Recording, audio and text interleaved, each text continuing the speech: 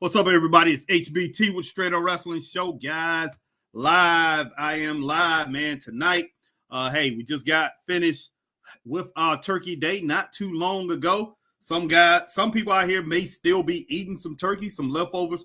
Who knows? It depends on where you're at in the country and what time it is or whatever. If you're still enjoying Thanksgiving dinner, we had a very good one, great one, man, pretty much. Just now put everything up. I put everything up in the refrigerator. Hey, just pretty much winding down from it, to tell you the truth. Ate a little too much, man. Ate a lot of food. Getting older, getting up there in age, guys, and it's a little bit harder. I can tell you that now. It's a little bit harder to eat like that. Overeat. Just continue to stuff myself now.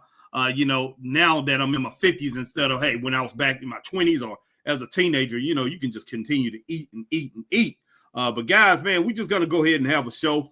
We're going to go ahead and talk about some things here in wrestling, guys. If you reading the heading or whatever, you can see some of the things, but I'm going to go over like 5 different things here in wrestling. But yeah, guys, give me just a moment here.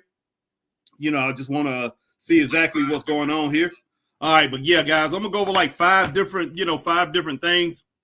There's 5 different points here that I want to talk about. First, like I say, hey, we'll talk about this Thanksgiving that we just had, and I hope everybody had a great Thanksgiving. We're going to talk about the ratings from NXT and AEW ratings. We're going to talk about WWE ratings overall. We're just going to talk about ratings. We're going to talk about wrestling ratings and anything that you want to chime in and you want to talk about. Hey, guys, I'm here to talk about it. My man, Mag Magnum's in the house. Mag says, greetings and happy Thanksgiving.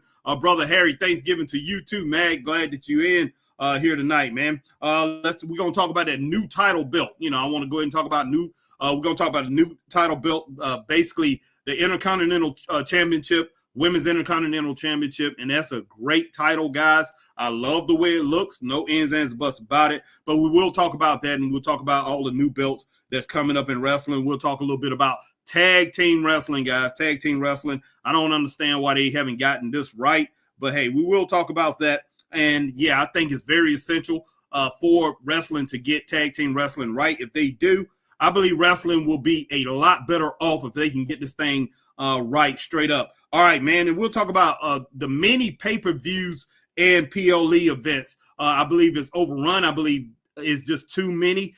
Too many are mass produced. Too many are out there. It's just flat out getting crazy. All right, Will Rally Sport is in the house. What's up, Will Rally Sport? Hi, Harry. IC title. I think Raquel might win that.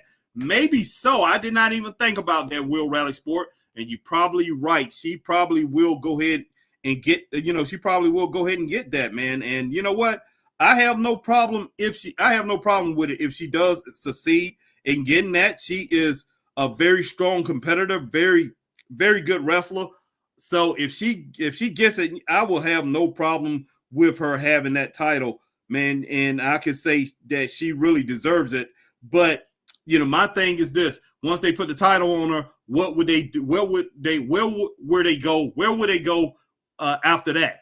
Is it going to be a great run, or are they just going to play around with it like a lot of other titles that they have? So if they put her on a great run, man, hey, I have no issue with that. As far as her getting that title, I think that will be great, straight up. Guys, let me do a couple things here real quick. I want to make sure I am sharing this thing here on Facebook the way it should be shared. And then we're going to go from there. All right, guys, let's see. Give me just a minute here. All right. So got that. But yeah, I hope everybody had a great Thanksgiving. And man, I hope you had everything that you usually eat on Thanksgiving. This year was a little different. I think I did some things a little different. Me and my wife, we had turkey, we had ham. Of course, we had turkey and ham, which we do every year. We do both meats, and we did. Sometimes I throw geese in there or something like that. I do a hen or something like that. But we had turkey and ham this week, and instead of usually rolls, we did have dinner rolls. But I did cornbread. I went ahead and made some cornbread because my wife went ahead and wanted to do pinto beans for some reason. Usually we never do pinto beans for Thanksgiving, but we ended up doing pinto beans, man. She made a big old thing of pinto beans, like 2 to 4 pounds, or I think like 4 pounds of it. And, I made a bunch of cornbread and stuff like that, which was really good. But that was a little different because usually it's green beans, and I always have greens. I always do collard greens. or some mixed greens, collard greens, mustard, or turnips. So I did some mixed greens. I did all three of those and mixed them up. Also did mixed greens, and let's see, what else did I do? Let's see. She made a sweet potato souffle. She made it from scratch. Got the big, yams, and she did all that stuff. Great, man. That was outstanding. She did mashed potatoes too, which was kind of like crazy. I'm like 2 potatoes, but hey, the mashed potato, they was outstanding. Let's see, what else did we have in this thing here? Let's see, mashed potatoes. We had another vegetable. I can't remember what it was, but we had all that, and and cake, sweet potatoes, sweet. Of course, I said, my wife making a sweet potato souffle, but we had sweet potato pie and stuff like that, and I'm like, but the sweet potato pie didn't get eaten; it was just sitting there for right now. But because we had a huge sweet potato souffle, but for some reason, I usually I'm usually the one who pretty much directs the Thanksgiving dinner. So that's probably, and I'm always one of these people to try to avoid certain things. Like I want to have 1 potato instead of 2 different type of potatoes, or 1 type of bean instead of 2 type of beans. And if I'm having, if I'm doing greens, I don't want to do green beans or something like that. So I kind of do that. But this year I didn't. We went shopping, and my wife pretty much just started grabbing things, and she pretty much did it the way she wanted to do it. But hey, it all came out good, man. It is what it is, and very thankful for everybody, man, that was involved, and everybody who's out here who had a great day today, Thanksgiving Day. But okay, Will Rally Sport, let me get back to you. All right, but hey, everybody, as you come in, definitely go ahead and hit that ding, ding, ding. Go ahead and hit that notification bell. Let everybody know, man, that Straight Up Wrestling Show is live and in effect, and we're doing it. We're doing the thing. All right, let's see. All right, Will Rally Sport says happy Thanksgiving, Harry. Will Rally Sport, that's the same to you. All right, have you had a nice meal today, Harry? Happy Thanksgiving meal, yes, sir. English, we don't do get Thanksgiving. I know y'all don't, Will Rally Sport, but still, every day is a Thanksgiving day, so that's the reason I went ahead and say happy Thanksgiving to you too. You still can, basically with your American brothers, you still can, enjoying the festivities. Just eat and be thankful, just like we are. I mean, pretty much this is where America derived. America derived from England. So hey, man, y'all basically our brothers over there. So there's no ands or buts about it. England and America is like that. Hey, we're tied in together. England, Great Britain, America, Australia, Canada, all that stuff is all tied in together. New Zealand. Long as the Western world, we continue to get along, we still allies, but especially England, especially England and America. That's basically where, America arrived from. It wouldn't be no America if it wouldn't be no United States of America the way it is today, the way we have it today, if it wasn't for England. No ends, ands, buts about it. All right, let's see. Will Rally Sport looking forward to a crazy Saturday of wrestling. It's Collision, then Rampage, then that finishes, and it kicks off show for Survivor Series. That's a lot of wrestling on Saturday. Probably will be doing Survivor Series. Chris will not be here with me. I think I will have Scott Larson on with me that day. Hopefully Scott Larson will be in the house with me. If not, like I said, you'll have HBT doing it. Christopher Burton will be working, and tomorrow night he will be working. So no Friday night SmackDown, but I will be doing a couple shows probably earlier in the day, earlier in the day before SmackDown. Unless I decide not to go to Bowling Springs, South Carolina, and there's a indie show that I'll probably be attending tomorrow. But I may not do that. And I'll be doing Friday night SmackDown. But either way it go, hey guys, you will see me tomorrow. Most definitely. I did miss NXT Tuesday and Wednesday. I did not get to see AEW Dynamite. I got the ratings, so we will talk about that. The NXT ratings for Tuesday night. AEW Dynamite ratings did not come out, and maybe that's because most of those people were at home with their families for Thanksgiving, and that's a great thing. So we probably get to see that tomorrow. All right, let's see. All right, Will Rally Sports says that's true, Harry. USA Talk, no doubt about it. Okay, cool. You doing a Survivor Series stream? Play on it. JL, my man JL is in the house. Good to see you, JL. Haven't seen you in a while, my brother. JL says HBT. What's up, JL? All right, guys. But yeah, man. So all right. So that's enough on the Thanksgiving talk, the Thanksgiving dinner. And speaking of brothers, like I said, man, same thing I said to Will Rally Sport. You know, hey, we derived from England. Without England, wouldn't really be a US. You wouldn't be a USA. Not in the way that we see it today. The same thing with Canada, man. You know, we're all tied in together. So those are our brothers too across, you know, right across, you know, hey, right next to us is Canada. All right, let's see. Will Rally Sports says heading to Survivor Series. Okay, yeah. Thoughts on Ricky Stark's situation this week? Man, I heard little bits and pieces of it, and wow, it seems kind of crazy. It seems kind of crazy from what I'm getting, you know, as far as Tony Khan. I think Tony's being petty. Now Ricky had to keep himself in shape and try to get out there and wrestle. And I think he's been doing some shows for GCW live shows. And when he finally did this big one, which got a lot of publicity, and Tony, I guess that's when Tony really got wind of it.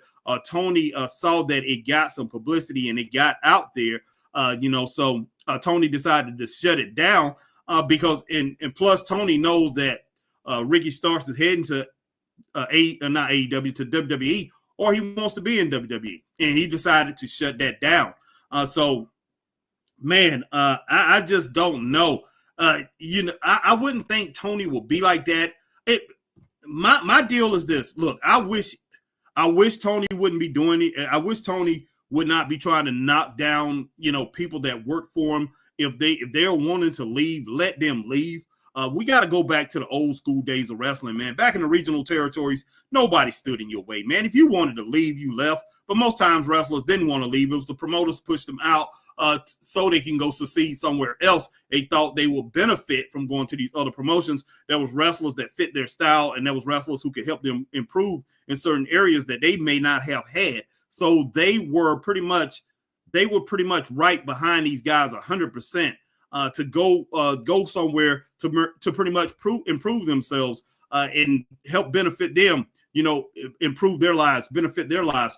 But hey, that don't seem to be the case today, and I hate it. I really do. I wish there was no beef there, and I just wish there was nothing petty that was going back and forth, and he would just let Ricky Stark just let him go. Because I mean, you know, like Ricky Stark says, he's 34 years old. And, you know, he's young. He's still vibrant. He wants to get out there and he wants to do it because, you know, one of the worst things, like Ric Flair said years ago, the worst thing for a wrestler is to have days off, have a lot of time off. And he's had a lot of time off. I think he's been off TV for like almost a year now, 11 months to a year or something like that, maybe a little bit longer.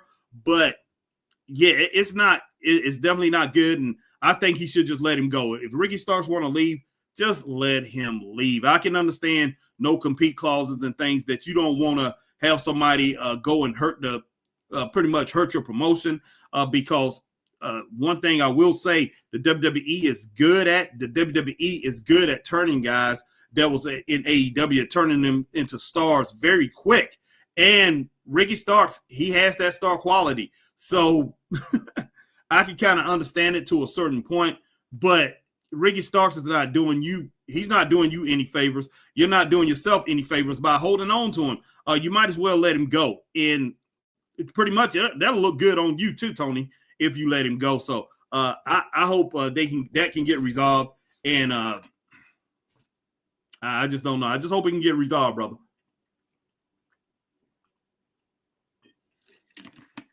Man, that is good.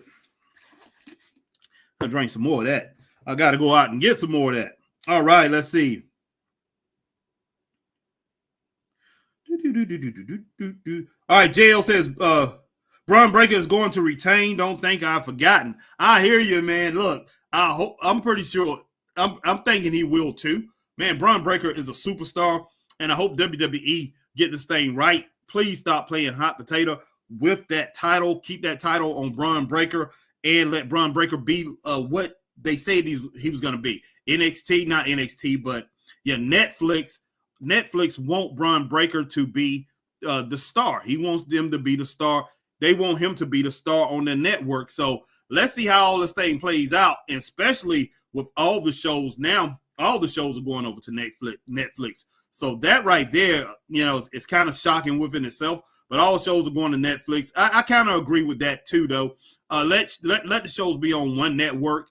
But how's that going to play out for Netflix? Is Netflix going to get their return from the WWE. I'm talking about their full return is for all the money that they put into it. I'm not exactly sure, and I'm not going to sit here and say that they definitely going to get their return, or it's a bargain for WWE.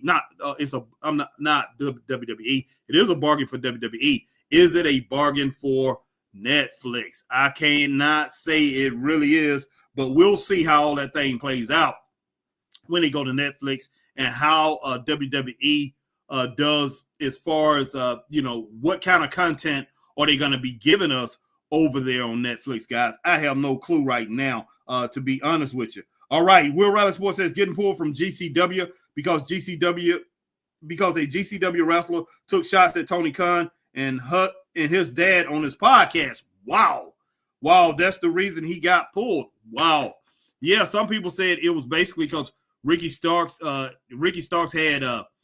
pretty much going over there to WWE events. He's got Cody Rhodes back, and he's pretty much affiliated with CM Punk or something like that. I'm just hearing a whole bunch of things, but I did not know about the podcast thing, Will. I had no clue, brother.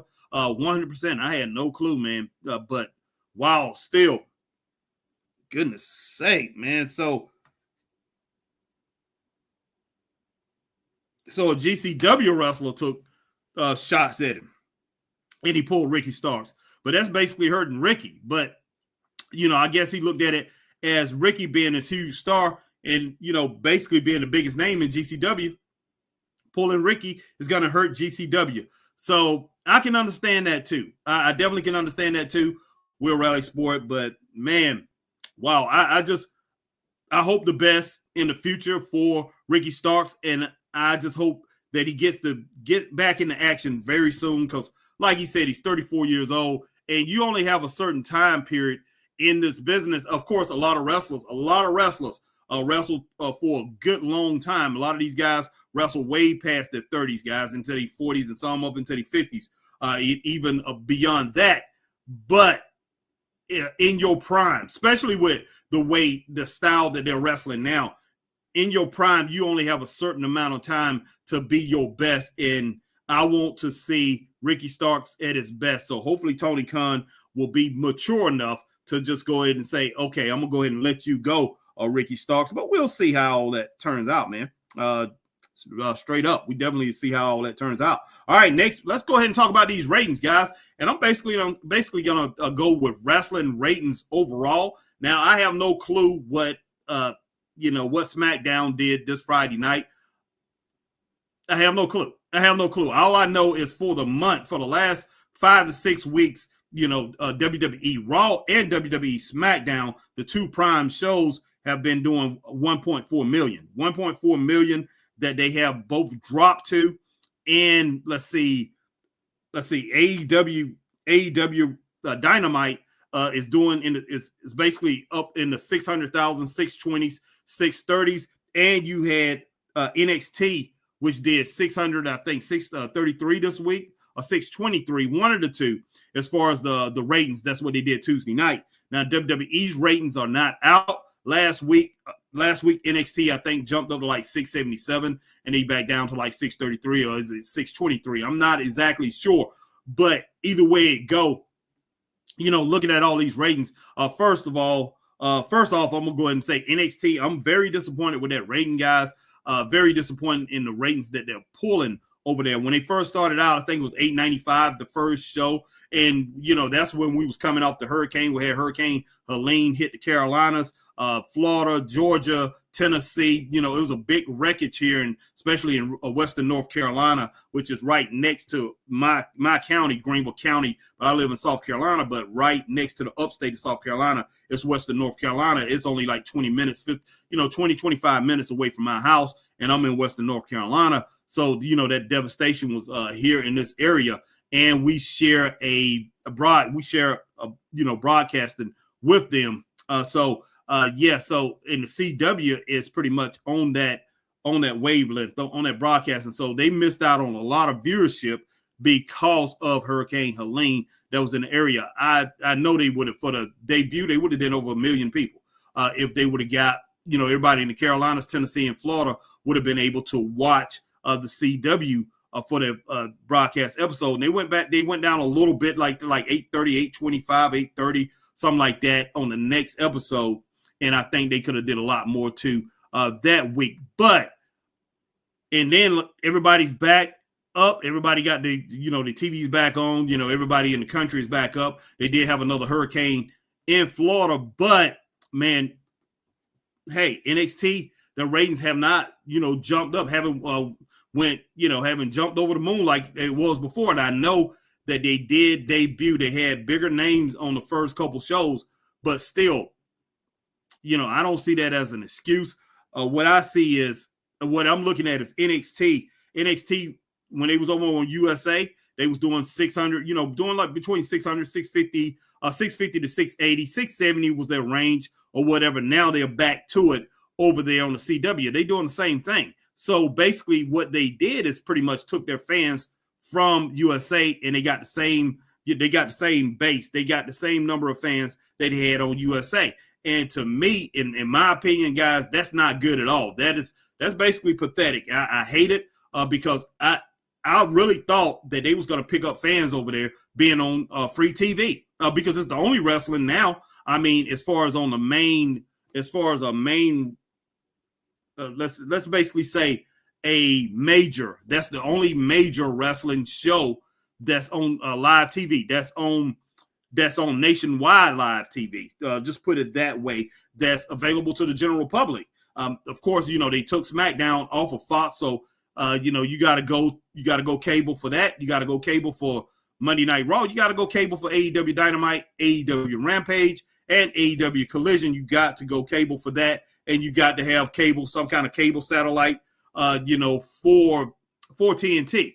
No, not TNT. Yeah, TNT. Is it? No, TNA. TNA. You got to have that for them too. And plus, like I say, you have streaming. You have streaming, and they do each and every one of those shows that I just mentioned. You can stream those shows, but CW is on live TV. So, in my opinion, I think they should be getting 1 million viewers, at least 1.1, 900,000 viewers a week, every week for NXT. No excuse for it. I definitely think they should get it. Now, I have not been watching it since it's on the CW because I usually stream now. I usually stream. I never use my box, but I'm going to go back on and start using my box so I can see it every Tuesday night and pretty much broadcast it. But pretty much, yeah, I haven't been watching it. So I'm about to, this week my wife is on vacation. So I'm going to go back to the first show on the CW and I'm going to watch each and every show, even though I've seen a couple of them live. I'm going to watch each and every show and I'm going to see what's going on with that. Now, I know one of the things that they was doing as far as Shawn Michaels was doing and, those guys that's running it over there, they pretty much had a lot of the women was pretty much running things.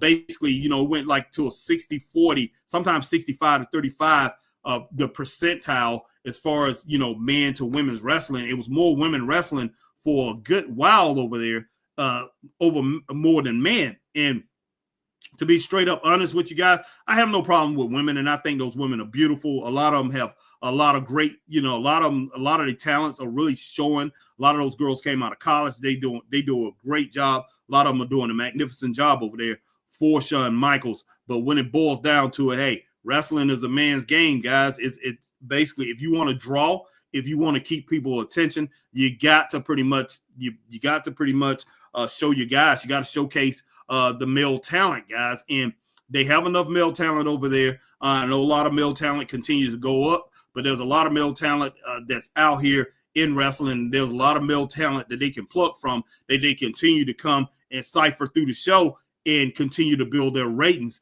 Right now, you don't really even have time. That's one thing I don't think they should be doing as far as making that a developmental show. It should be pretty much a top show, one of the top shows, one of the main shows. Might as well put it on the main roster, but you can continue to bring new talent in there, but make it a main roster show and pretty much go out and pretty much put on spectaculars.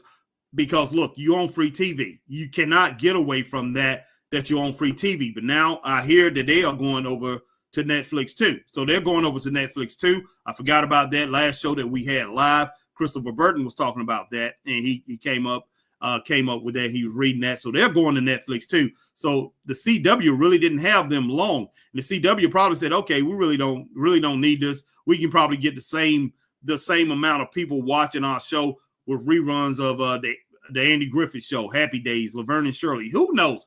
I have no clue. But I am, I was very disappointed in that rating, guys, that they went right back down to what they was doing on USA Network. And, that don't make no kind of sense when you had a bigger audience. You got a bigger audience over there for the CW than you have with USA. And yeah, I just don't understand it. Of course, CW is not a very popular, it's not a very popular channel, but it is one of the regular channels. If you got basic television, you only got 40 channels, you can get up to 40, 48. Sometimes, depending on what kind of antenna you have and, where your house is situated or, apartment or whatever, something you get up to 48, 54 channels. That CW is always one of them, but that's basically on the lineup with other different channels from the broadcast. I think it's NBC that owns that or whatever. I'm not exactly sure.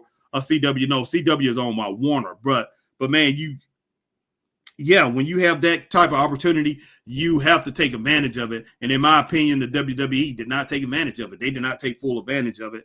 And man, hey, all I gotta say is shame on them, straight up.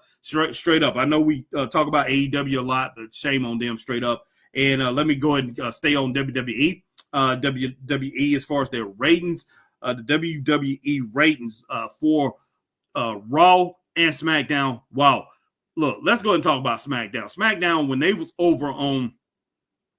SmackDown was over on Fox. When SmackDown was over on Fox, and we started this thing in 2021, SmackDown was doing constantly. They was doing 2.3, 2.4, sometimes 2.5 million every single week, guys. When we started this thing in 2021, they was doing a 2.4 was their regular numbers, so that right there was their average. They went down to a 2.1, I think, like in 2022, like a 2.1, 2.2. And, sometimes they jump back up to what they was doing, 2.4 the year before. But they was pretty much staying steady. They were staying steady. And, hey, I was like, okay, they still doing pretty good. Still not the biggest number in the world for them since they are on Fox. They were on Fox, so I thought the numbers should have been bigger, but they were doing over 2 million a week in 2021 and even in 2022. 2023, 2 million, 1.92, 2.1 million.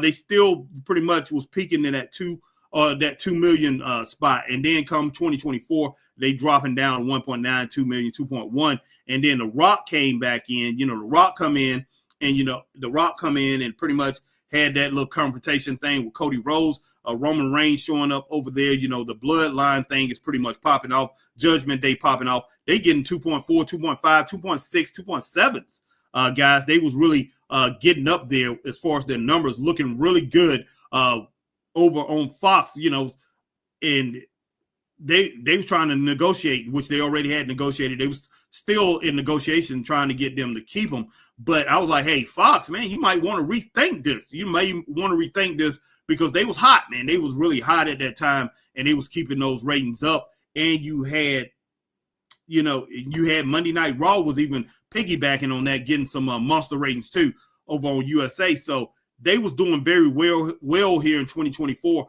Pretty much took it off a couple months ago, took it off of Fox, but Fox just told them to go because WWE wanted so much money, and Fox said, we're not going to give you that money because we don't think that you're worth the investment. So Fox ended up letting them go. They went over to Netflix, and instead of knocking it out the box, guys, they should have been knocking it out the box. Now, the first couple shows, I think they tried. Wait a minute, the first show was not that good. The second show wasn't either.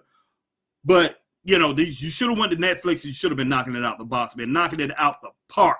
I mean, straight up. But they did not do that. And no, they're not on Netflix yet. They went to USA. I'm sorry, went a little too fast there. They own USA. They had to go to USA, but they own USA right now. And you have Monday Night Raw still on USA. Both of them went down to 1.4. Now, when we first started doing the show in 2021. Bobby Lashley was the world champion. And guys, and I remember Chris at that time, my partner Christopher Burton and Michael King, who was another guy who we had on Straight Up Wrestling Show. It was a 3-man tag team. It was three of us. And hey, I thought, in my opinion, I thought Monday Night Raw was good. I thought it was really good, guys. Now, this is after a big sabbatical. I hadn't really watched wrestling in 19, 20 years. I mean, on a consistent basis. Of course, I look back and forth in it because I'm a huge wrestling fan. So I look back and forth into what was going on, who was the champions and things like that. But as far as following wrestling like I did back in the 70s, 80s, and 90s, I was not doing that.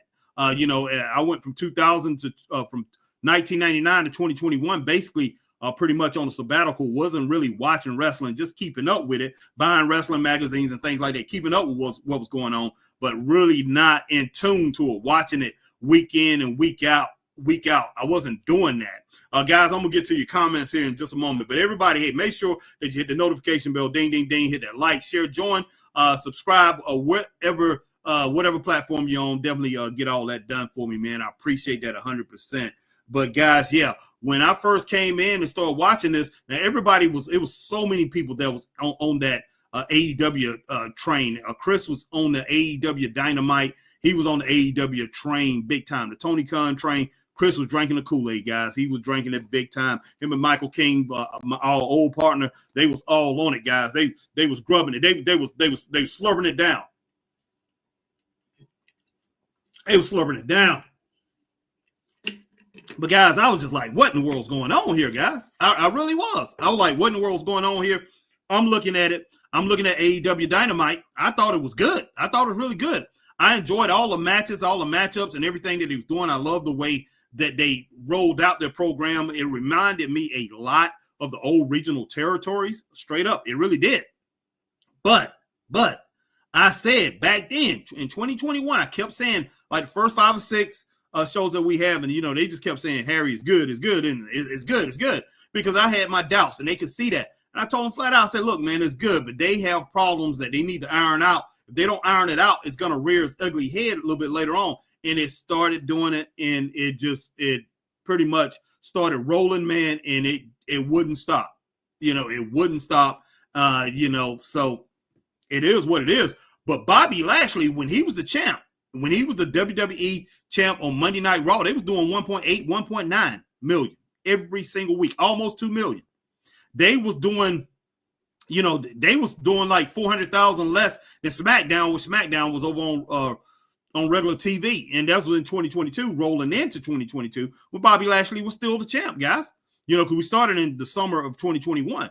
But Bobby Lashley, when he had that title, man, they did great numbers over on Monday Night Raw on USA. They did great numbers. I thought he was a great champion. He was a dominant champion.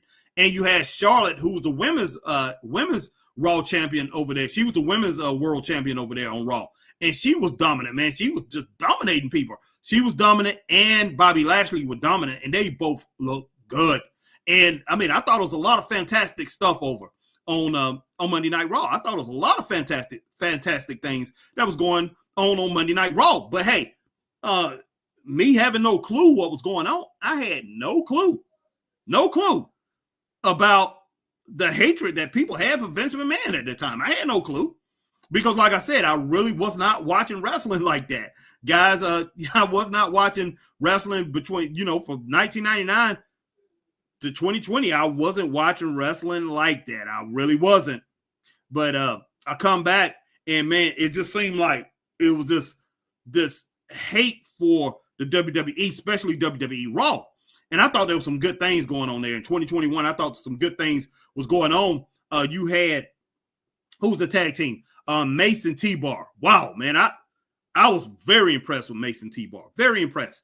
Now, Chris did tell me about some things that happened before. I did go back and watch some things that I did not see when they first started. It was goofy. It was silly.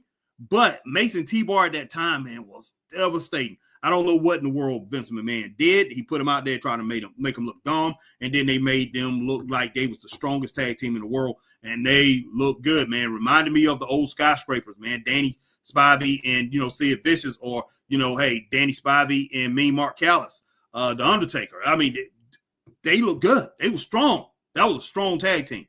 And it was so many other things that I was seeing on Monday Night Raw at that time. Omos, who was basically, I thought he was, of course I didn't think much of him. But AJ Styles, man, hey, this guy was incredible, man. I'm like, wow, I'm looking at the things that he was doing, the exploits, everything that I was seeing on Monday Night Raw was just outstanding. Now, Chris could not stand that, but he liked SmackDown. SmackDown wasn't as good at that time. Now, SmackDown got them good ratings, but SmackDown was over on Fox. So, of course, they was going to get the better rating, but I thought Monday Night Raw was the better show, in my opinion. And I'm sitting here looking at AEW, and I'm getting shoved. Everybody, all these podcasters and all the people that was all friends, me, Chris, along with Michael King, and we had a lot of other friends who's other podcasters, other people that came on the show, came and talked to us and things like that. And they was big-time AEW fans. Everything was all great about this AEW. And AEW at that time was doing between they was doing like 850. I think their average rating was like an 850 Nielsen rating. Sometimes, sometimes we get up to 880, 900,000. And then here comes CM Punk. CM Punk at the end of 2021, almost 2022 or something like that. And CM Punk, and he jumped them up to like 1.2 million. And I think 1.4 is what they started off with. I did see AEW when they first came out in 2019 because Chris told me go over there, tape it, watch it or whatever, so I started taping all the episodes, watched a few of them live. And, and they was doing they did like a 1.4 the first week, and they haven't got back to that after that first week. But, I was checking them out. I said, okay, they okay. But then I did, I took like a 2-year sabbatical. I did pretty much tape all the shows. I watched like six or 8 shows. I can't remember exactly what it was. And then in 2021, we got into doing this podcast, and that's when I started watching it again. Only wrestling that I was watching Ring of Honor. I was watching Ring of Honor between that time. I watched more Ring of Honor probably in the last 5 or 6 years than I had watched anything. But I was watching Ring of Honor, so I knew about a lot of the wrestlers that was over in AEW. But I thought there was kinks in the armor with AEW, and everything that I thought about it, as far as them not pretty much establishing who are their top 8 superstars and establishing a tag team roster, and those guys not dedicating themselves to coming up with storylines and sticking with storylines that made sense, that was really good. It all caught up to him. I was like, hey, man, this stuff is not going to work. You got to get that down pat. Now, as far as WWE, it's not saying that they were better at this stuff. Some storylines were good and things like that. I never could trust a storyline with WWE because they would pretty much have one and they will pivot off of it, go to another one. So anything that they was putting together, it was unstable too. Wasn't in my opinion, wasn't anything better that they was doing outside of. I thought to myself that, hey, the WWE has the bigger superstars. They have the bigger name talent, so they're going to continue to go. Even though I was argued down by my partner, Christopher Burton, my partner, Michael King, and so many other people. We brought Hill on the podcast and all them, and they all yelled and screamed at me that, I told them that WWE has the most talent. They told me AEW has more talent than the WWE. And I'm just like, what in the world are you guys talking about? There's no flipping way. And I went ahead and named off like 7 superstars that was on WWE. And they didn't bring me no rebuttal. I'm like, now who do AEW have bigger than that? So, they could not come back. They could not contend with that. So it is what it is. But yeah, getting back to those ratings, man, as far as the WWE ratings, as far as, over on USA, 1.4 million for both. Hey, I'm disappointed on both accounts with that. Now, you had one thing about it. You did have The Rock come in, and The Rock pretty much jumped their ratings up. Rock was saying, hey, wrestling is cool again. Chris would be calling me, hey, Harry, wrestling is cool again. Chris would be saying it on the podcast, hey, Harry, wrestling is cool again. I'm like, man, stop saying that. Stop saying that. That's one thing that I'm not going to sit here and listen to. I'm not going to pretty much entertain that when you have a part-time wrestler come in, a guy who's basically part-time, and we don't know when he's going to up and go back to Hollywood. He's coming and saying, oh, I made wrestling cool again. No, you have not. No, you have not. Because if you make wrestling cool again, then everybody that's watching wrestling is going to go out in the streets. They're going to go out in the street. They're going to go back. Kids going to go back to the playgrounds in school. They're going to go into the halls in school. People are going to go back to their job, their regular jobs, and they're going to talk to anybody that's around and talk about the amazing things that's happening in wrestling. People are going to talk about it in the Starbucks, your coffee, coffee shops. They're going to talk about it at restaurants, and if people are near or whatever, or people that's in line to get their food, or people, they're going to talk to them about it because they that excited. They are that excited about what's going on in wrestling. That's the way it used to be back in the day. You could catch a conversation anywhere about professional wrestling back when I was growing up. Back when I was growing up, and the Attitude Era, you could catch a conversation in the grocery store with anybody, in the restaurants, pretty much anybody. You just start talking about wrestling, somebody was going to join in. You don't have these fans, the fans that's currently in wrestling today. We're not going out there doing that, guys. We're not going out there doing that. It's not the cool thing to do. Most wrestling fans today, are afraid to go out here and tell people that they're wrestling fans. Straight up. So I'm just being honest. I'm just being straight honest with you that, we're just not doing that. So Rock did not come in and make anything cool. He didn't change anything. What he did, he came in and got on TV with the WWE, and he made a lot of guys that watch AEW, usually watch AEW, who says that they're never going to watch the WWE again, come back. They came back over just to see The Rock because they was big-time Rock fans. That's exactly what happened. He pulled a couple 100,000, 300,000, 400,000, 500,000 fans from AEW and had them come over and watch. And, of course, some of his friends up in Hollywood and some of his friends out in the NFL and people that work for him and people that's friends with him out here in the entertainment world, and some people that watch movies, very few that watch movies, that just watch movies, don't care nothing about his wrestling career, probably came to see what he was doing in wrestling. But most of his fans, I guarantee you, are sports fanatics. I'm not just talking about wrestling, but I'm talking about football, basketball, people that enjoy sports, or the Rock's fans. I don't think, as far as his movie career, I think most of his movie career people or wrestling fans, or people who was formerly wrestling fans. Of course, he does have, I'm sure a lot of female fans think he's beautiful, and even some men, they think he's beautiful or whatever, and they are fans of his, but they probably don't care nothing about his wrestling career. They just think he's a good-looking man, and some of them probably came over just to see what he was doing. But overall, he pulled fans from AEW who said they will not watch the WWE, but they come over when you have a big name like that show up. Just like if they brought Stone Cold Steve Austin in, or The Undertaker in, that they're going to come over and they're going to watch, because those guys are iconic, guys. That it is what it is. And, Tony Khan was trying to get that with Ric Flair, but, Flair is a mess right now. But he did get some more eyes on the set when he brought him in. But, man, it's just the name recognition of The Rock, straight up. All right, guys, but I've been stuck on these ratings things. But, yeah, I'm disappointed in both of them. Right now, I think, as far as SmackDown, realistically, I think they should be getting anywhere from 1.9 to 2 million views, viewership weekly. I think Raw should at least get a 1.7 weekly, guys, and there's no excuse. I don't care if there's a football game on. I don't care what in the world else is going on. I don't care about those debates that was on TV, presidential things or anything like that was going on. Wrestling should be like it was back in the day. Nothing really affected wrestling ratings, because wrestling fans are wrestling fans.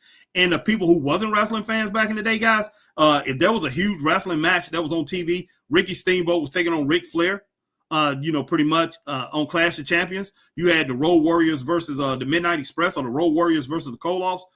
It wasn't just wrestling fans that was interested in seeing that and that will blow off their favorite football game that was going on.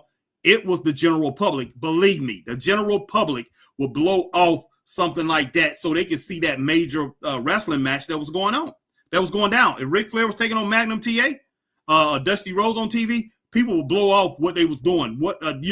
Some golf tournament or whatever. Those things had to wait. People went over to see that because of the iconic names. It was kind of like a boxing match, guys. If you put Sugar Ray Leonard against Marvelous Marvin Hagler, A lot of people didn't know. Some people didn't know who they were, but because everybody talked about it, you had basically the general public interested in it, and they go watch it. They go and watch it. It's just like boxing today. Mike Tyson. A lot of people didn't really know a lot about Mike Tyson, but everybody say, "Hey, this guy's knocking everybody out," and you might not make it to your seat, but people paid money to see him, and that's power, guys. And wrestling used to have a little bit of that. Hey, Hulk Hogan is taking on King Kong Bundy. He can get killed. People went and seen that. People tuned in to see that. Hey, Andre the Giant is pissed off at Hulk Hogan. He could kill him. And see, Andre the Giant was an iconic name, known all over the world, guys. Everybody knew who he was. He played on $6 Million Man. He did a lot of things. People may not have seen him wrestle, but they knew he was a wrestler. They knew. That's the thing about it. They knew that you had a reputation of a wrestler. All those guys, they beat the hell out of each other. So people tuned in to see that. Zeus, even Tiny Lister, when he came in as Zeus, even though he played in that stupid No Holds Barred movie, people knew this guy was bigger. He was bigger than Hogan. People thought he was going to kill him. They sold a lot of tickets for that, guys. A lot of people looked at that on TV. All right, let me get to these comments. Sorry about that, guys. All right, let's see. Will Rally Sport, Raw ratings are usually 1.5 million, 1.6. AEW Dynamite are battling with NXT ratings every week. Not good for AEW, but apparently it doesn't matter about Dynamite ratings. I think it matters, my opinion. Okay. Will Rally Sport, they're not doing great. AEW, they're going to Australia, hardly sold any tickets. Yes, sir, they did. So had to move to smaller venue. Wow. You see that, Harry? Yes, sir. I saw that, Rally. Saw that. That's not good. Real Rally Sport, Bobby Lashley is good still. Can't believe he's 50 nearly. Yep, between him and Shelton Benjamin, they look better than most AEW roster. Yes, sir. Crazy. Also, Ricochet is just another guy now in AEW, and that's a shame. That is a shame. Let's see. Yeah, he pretty much done killed a lot of guys' careers. Look at Edge. What he did to Edge. It's crazy. AEW at first, push now. Push now. But Will Riley Sports said he's doing exactly the same as he did in WWE. Yep, Mid Carter, no offense to him, is Tony Khan's booking. Yes, sir. That's all it is to it. And I feel bad for Ricochet, and I feel bad for him and his wife. I feel bad for Samantha Irvin. Because she probably saying, hey, she probably telling her husband, we should have stayed over in WWE because you would still be there and I would still be announcing, even though she wasn't going no farther than that, than announcing she wanted to do something else. But at least they will be in for what they do, they will be in a place with a bigger spotlight on them. Not making, of course, Tony Khan is paying more, but Ricochet will not be getting his career killed off because right now he's getting his career killed off, man. He doesn't mean anything no more as far as in wrestling. Not right now. He doesn't. All right, Will Riley Sports says Ring of Honor now is basically AEW Dark and AEW Elevation that AEW used to put on YouTube years ago. Not best, exactly. Not best show. No, it's not. Will Riley Sports says Athena just champ, beating every woman on the Ring of Honor roster. She should be on AEW TV. Awful booking by Tony Khan. No doubt. No doubt. She is great, man. She is outstanding. Athena is outstanding. And she's been held down. And there's no reason for it. It really isn't. But, wow, those ratings, I'm just very embarrassed about the ratings. Very embarrassed about the ratings. We put a couple things up as far as on the Facebook group. Put some things in there. Clash of Champions. A couple of the Clash of Champions. Who was it? Ric Flair versus Magnum TA. No, Ric Flair versus Magnum TA. No, Ric Flair versus Nikita Koloff. And it was another one, I think, Ric Flair versus Sting. Both shows did. One show did 5.1 million. One show did like 6.2 million or something like that on Clash of Champions. Hey, WCW wasn't even the main. They was not even the main wrestling company at that time. They was number 2.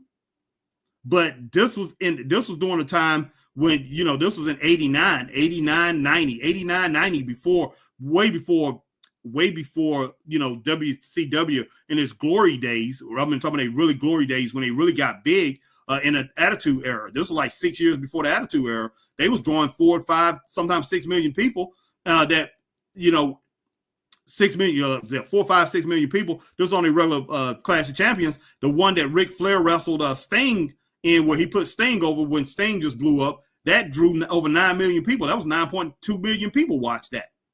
And I told Chris, I said, look at this, man. Wasn't even their best Clash of Champions, and it drew over 4 million people. The one that Ric Flair was going up against Nikita Koloff. Wasn't even their best card on Clash of Champions. One of their later ones. And I said, it beat WWE Dynamite. I mean, it beat AEW Dynamite. It beat SmackDown and Raw. It beat all those numbers back then, beat all the numbers today. And I know a lot of people say, oh, not a lot of people watching TV today. We're doing a lot of streaming. You're cutting the cord. You're doing all this. You're doing all these different things. We can sit there and we can use that as an excuse. But to tell you the truth, people like to look at their main sports. People like to watch their wrestling basically on the TVs, guys. They do. They do. And back then we had 200, how many people? It was probably about, I say 240 million, 250 million people. So in the country, it's 350 million people in the country right now, guys. Now, I'm not going to count all the newcomers that we've had in the last several years. Let's go ahead and say 330 million people here, that's American citizens, basically in the country. But they say 350 million people in the country. So there's a lot more TVs, a lot more eyes out there, a lot more people than we had. The population has grown tremendously since then. And still, those numbers back then, that's how popular wrestling was. Those numbers back then beat those numbers today. So there's no excuse.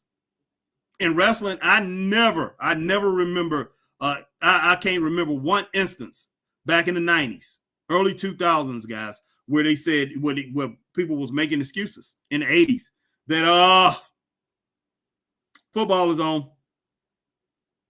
Hey, the final episode of MASH is on, which is the biggest TV show, pretty much TV episode ever. Hey, Golden Girls is on. We had to compete against that. Wrestling didn't have to do that. Wrestling didn't have to do that because you had your wrestling audience, you had your hardcore wrestling audience, and if something big was going on, hey, they even got more people tuned in for it. Wrestling was good. It just had great storylines, and storylines that you could follow so easily by just picking up a magazine and reading about it. Wrestling storylines that you could follow so easily by watching one full episode on TV. In the next week, you caught up. People could explain it to you so fast, so quick, so good. It was so easy to walk into an arena and basically find out exactly what's going on very quickly. By people just sitting around, the match could be starting, people sitting around and telling you certain things, and you just catch on real quick. You just catch on automatically, man, about that feud. It was great. It was outstanding, and wrestling got to get back to that. So, hey, no excuses on these ratings, guys. Straight up, but hopefully all of them can get together. And AEW ratings, man, hey, these guys dropped down to, after CM Punk left, dropped down to the 830s or whatever. Then he dropped down to under 800. And they've been warned. A lot of people kept warning them. They kept warning Tony Khan about these ratings. They kept saying things about the ratings. But, hey, as far as the fans of AEW, they didn't want to hear it. There's nothing wrong. There's nothing wrong, and celebrated every single WWE castaway that came over into AEW and celebrated them like they was the second coming of the Lord, man. I mean, straight up, and it's crazy, and just fighting with people. But the fans, man, I mean, you really don't know as the consumer what kind of power that you really have. What kind of power that you really have. Instead of celebrating this stuff with Tony Khan, guys, hey, catch this guy at the arena because he stays around the whole time. And I give him credit for that. He stays around the whole night until Ring of Honor finishes, up to midnight almost. Because it showed, he started at 7 o'clock, 7:30, and he started off, he run some Ring of Honor matches, then they go to AEW Dynamite, and then after that, AEW Rampage lasts up to 11 o'clock, and then after that, he runs anywhere from 9 to 11 more matches, sometimes even more. 9, 10, 11, 12, because he will go ahead and schedule like Ring of Honor like 2 weeks in advance, and he will run the show up until almost 12 o'clock to to evening time. I mean, to 12 o'clock, man, to basically turning over to the morning. He'd be running. That show still be going. And Tony Khan would come out the back and he would thank everybody who stayed. But everybody, man, that's fans of AEW should go and say, hey, man, look, you need to get some help. You need to get some people that can come in and can write, people that know what wrestling is about. You got Tony Schiavone, but hey, Tony Schiavone has become a puppet, guys, straight up. And Tony Schiavone knows the wrestling business straight up, guys. I can tell you that. Big time. I know all about Tony Schiavone, and when he worked for Jim Crockett back in the 80s. He knows this business. But, you know, hey, wrestling fans, man, we just go along with what he has.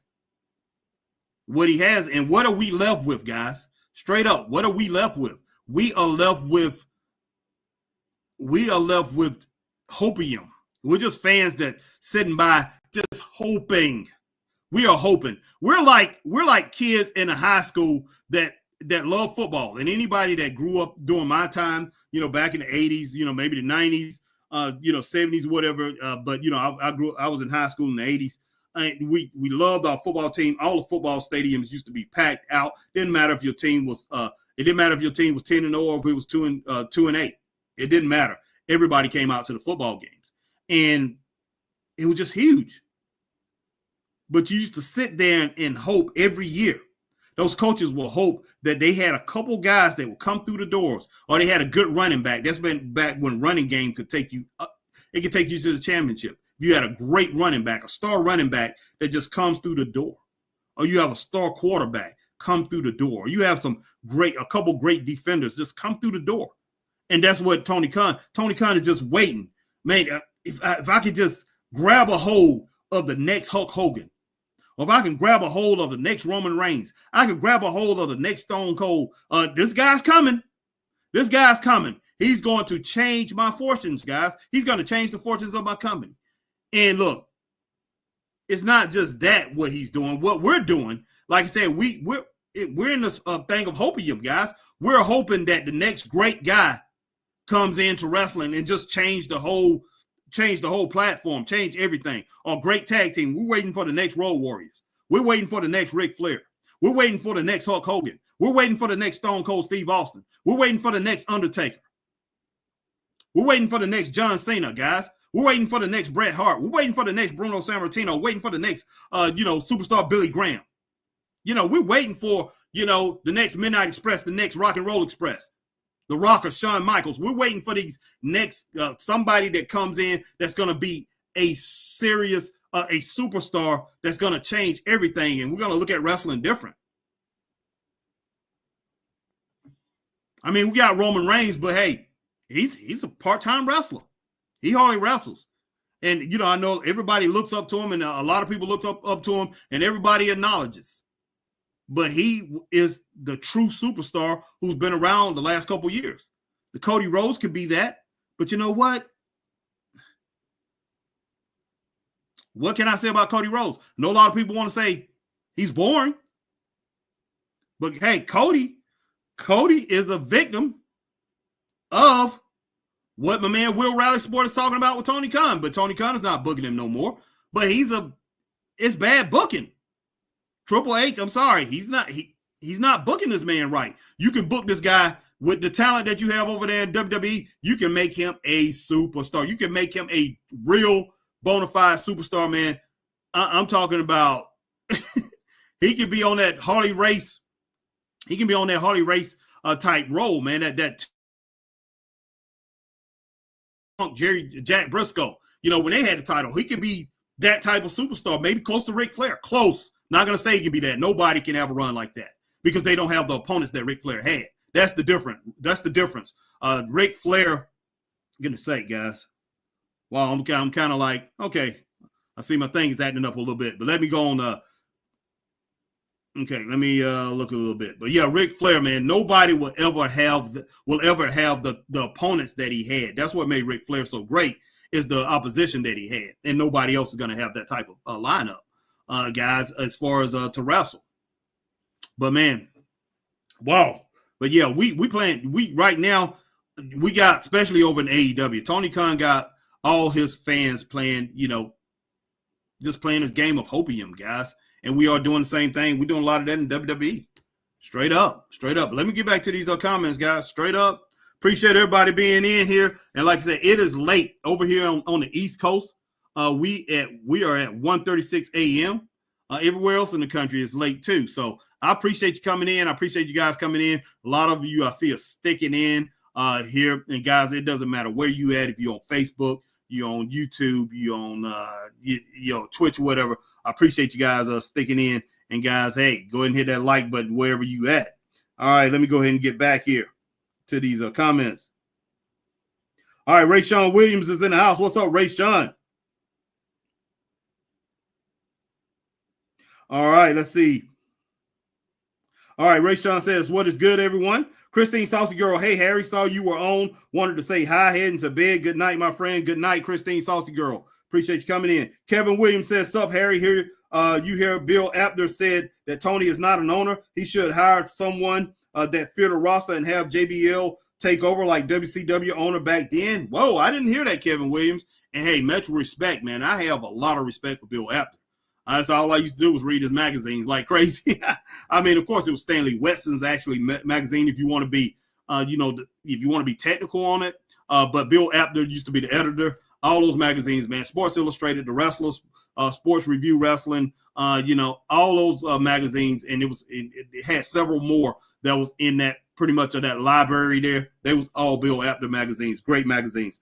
All right, Kevin Williams says, like modern day Bill Watts. Yes, sir. Yes, sir. Bill Watts was outstanding booker. No doubt about that. All right. Mag says, nice one, Harry. Hopium. Yep. That's it, man. That's what they got us playing, man. That's exactly what we have going on. Tony Khan is sitting there hoping somebody can come through and change the fortunes. As far as Triple H, I don't even think he really cares, man. I really don't. Triple H is going by, he's just looking at this as a business now. It's just business as usual with him. And he's doing everything he can right now. He's doing everything he can as far as to make money, more and more money for his owners, man, for his bosses over at Endeavor and TKO Holdings. That's what he's doing. I do think wrestling is important. I think he still loves the sport. But when it boils down to it, I think Triple H is into money, whatever going to make him, that's going to pretty much give him more of a rise, pretty much more of an advancement in his career. Because when it boils down to it, hey, wrestling may not be around in a few years the way it is now. The WWE may not exist the way it is now. Who knows? And who knows what kind of role Vince is going to play down the line. And I don't know if anybody else can really run this business the way Vince McMahon has ran this business. Straight up, they running off of Vince McMahon's model, management model to keep that thing going. That is what's keeping that thing going, guys. What Vince is built up. That's what's keeping the WWE up. Straight up. Because I know a lot of people sit there and say, hey, Triple H is a genius. He's a genius, guys. It's not playing out that way. He's okay. But he has a lot, man. He leaves a lot he leaves a lot to be desired, man. Straight up. But wow, guys. But all right, man. Let's go on to that. Let's go on over to that new title, the new IC title, the women's WWE IC title, guys. I'd like to know what you guys think about that. I think it's a beautiful belt. Only thing I really don't care about it, but hey, it's always been handled this way, so I gotta go ahead and go with it, and I gotta go ahead and hang with it and say, hey, it's the right thing to do right now. They're having a tournament for this WWE women's title, but hey, this Intercontinental Championship, did they really need it? Now, a couple years ago, I would say yes, they needed it. Because that's when Charlotte was active. You had Becky active. You had so many of these female wrestlers that was active. Rhea wasn't hurt. She's back now. Of course, she's back and she's wrestling hurt. But you had so many active female wrestlers and so many of them so good. Only a certain amount of titles to go around. But And they still have a big female roster. They do. But when I look at the way they've handled within the last year and a half to almost 2 years, I say the last year and a half, the way they've handled the female title situation, when I look at the way they've handled the female title situation, I got to say, guys, why in the world have another female championship? Why bring another belt in? Why bring another belt into, another belt into the landscape when you can't get what you have right now? Liv Morgan has the title now. Who had it before her? Rhea Ripley had it. Rhea Ripley, she really wasn't defending her title, guys. She didn't defend her title. She was just the forerunner. She was the boss of Judgment Day. That's what she was. And they put her out here. They put her out here as the toughest woman in wrestling. That's what they made her out to be. But she really was not defending her title, guys. She wasn't. They did the same thing with Liv Morgan. Liv Morgan don't defend that title. She hardly defends that title. And when she does wrestle, she wrestles in tag team. She a 6-woman tag team, a tag team, some kind of scramble match or something like that. All kind of things outside of defending her title.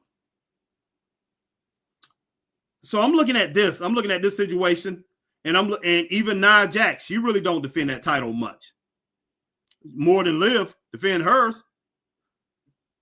So I'm looking at both of those situations, both of those titles that those women have, and saying, why in the world are you gonna bring in this other title when you're not doing everything you can to showcase those other titles and boost them up and make them something spectacular? I haven't seen a spectacular women's champion since Bianca Belair.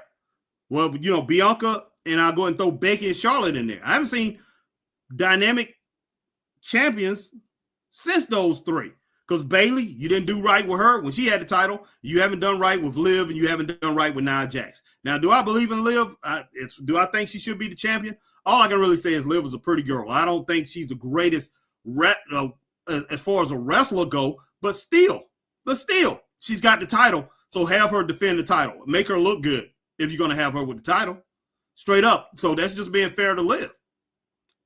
What's being fair to Nia? Nia should be out. Nia should be killing people. She should be like that woman King Kong. What was her name?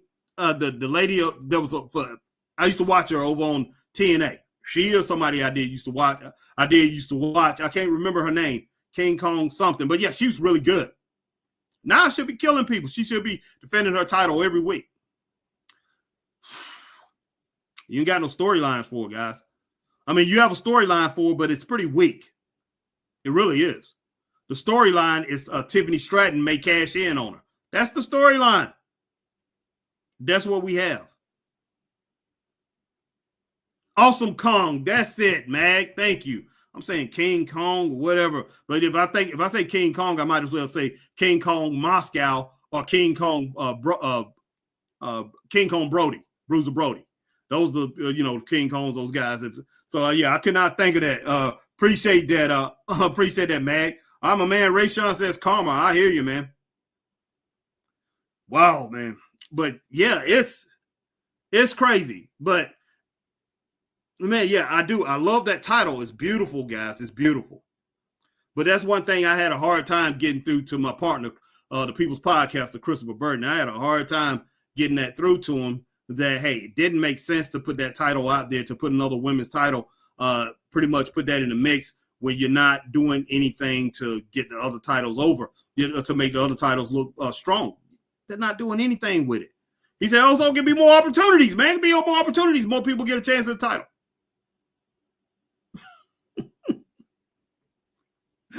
Man, look. And I know some people say, hey, it's too many titles. It's not because you have that roster is huge. Huge. But if you cannot navigate it and you cannot get everything squared away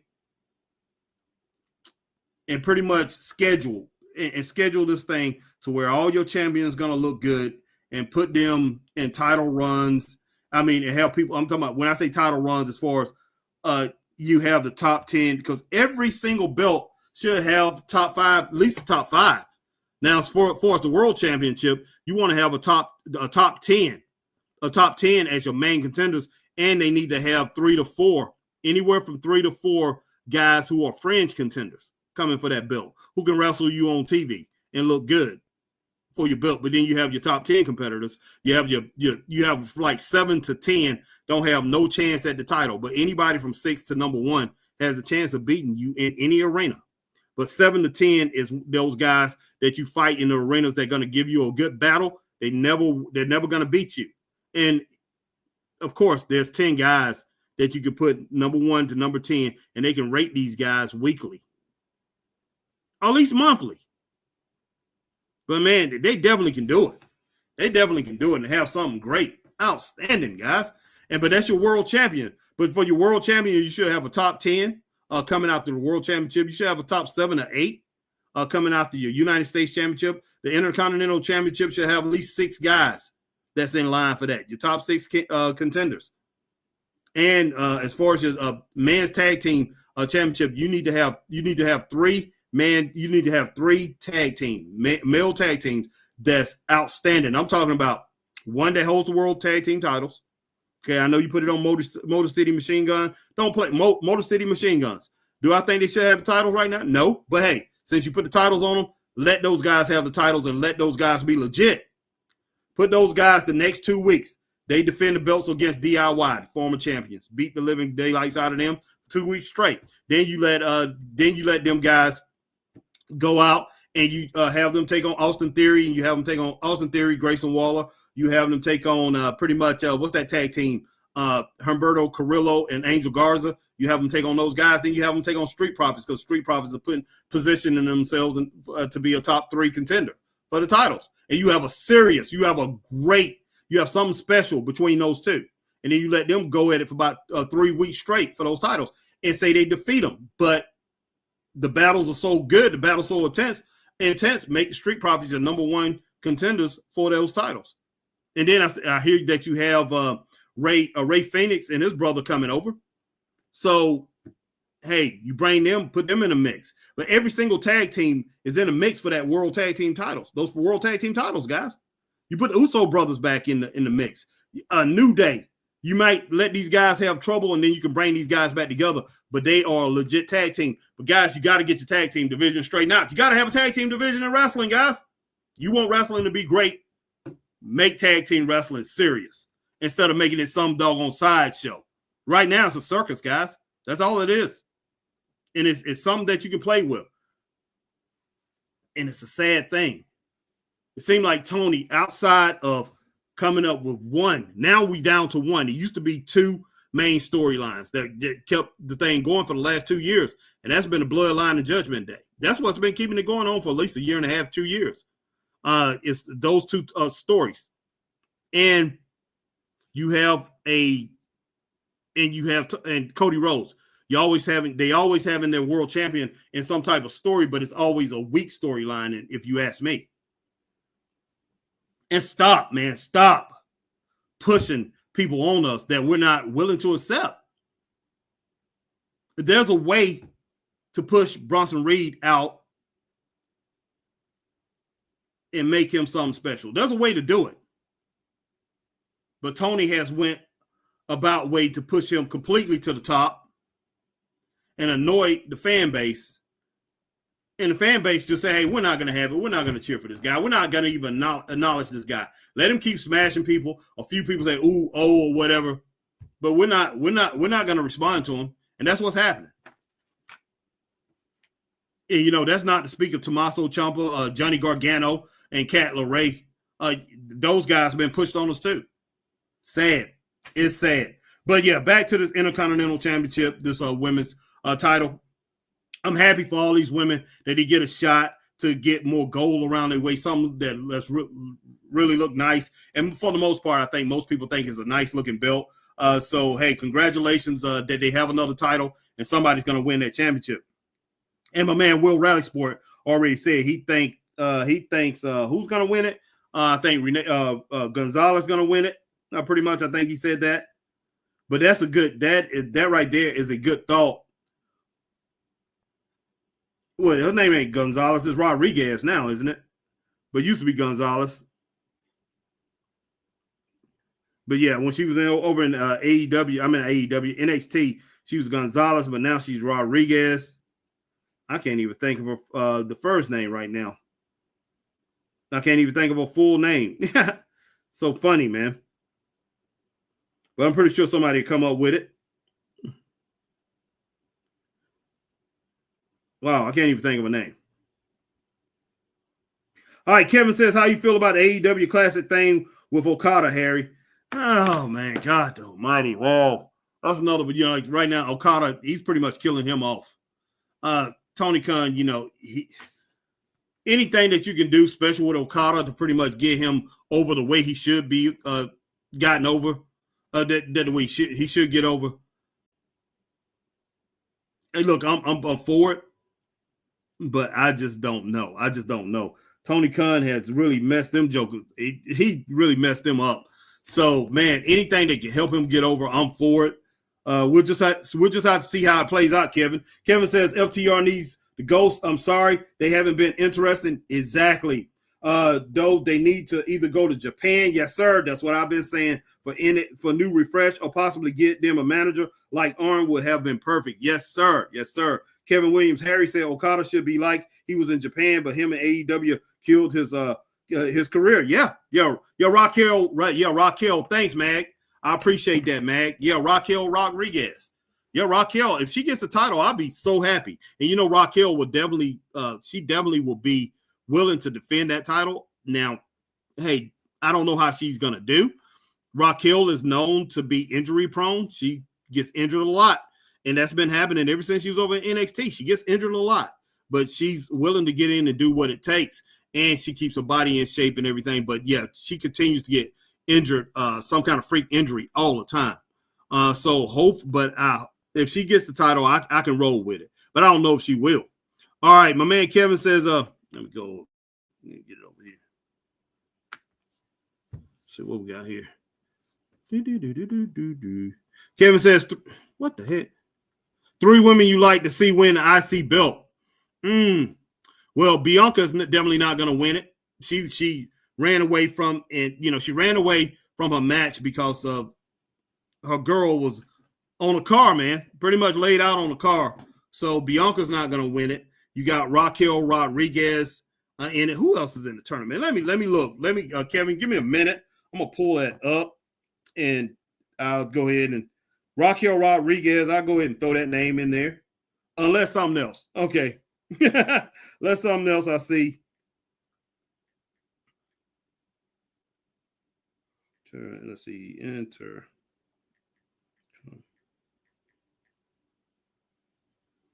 Okay, let's see who all we have that's still left in this thing.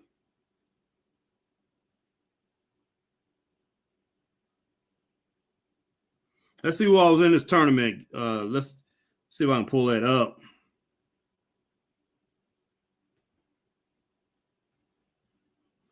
And I'll tell you who.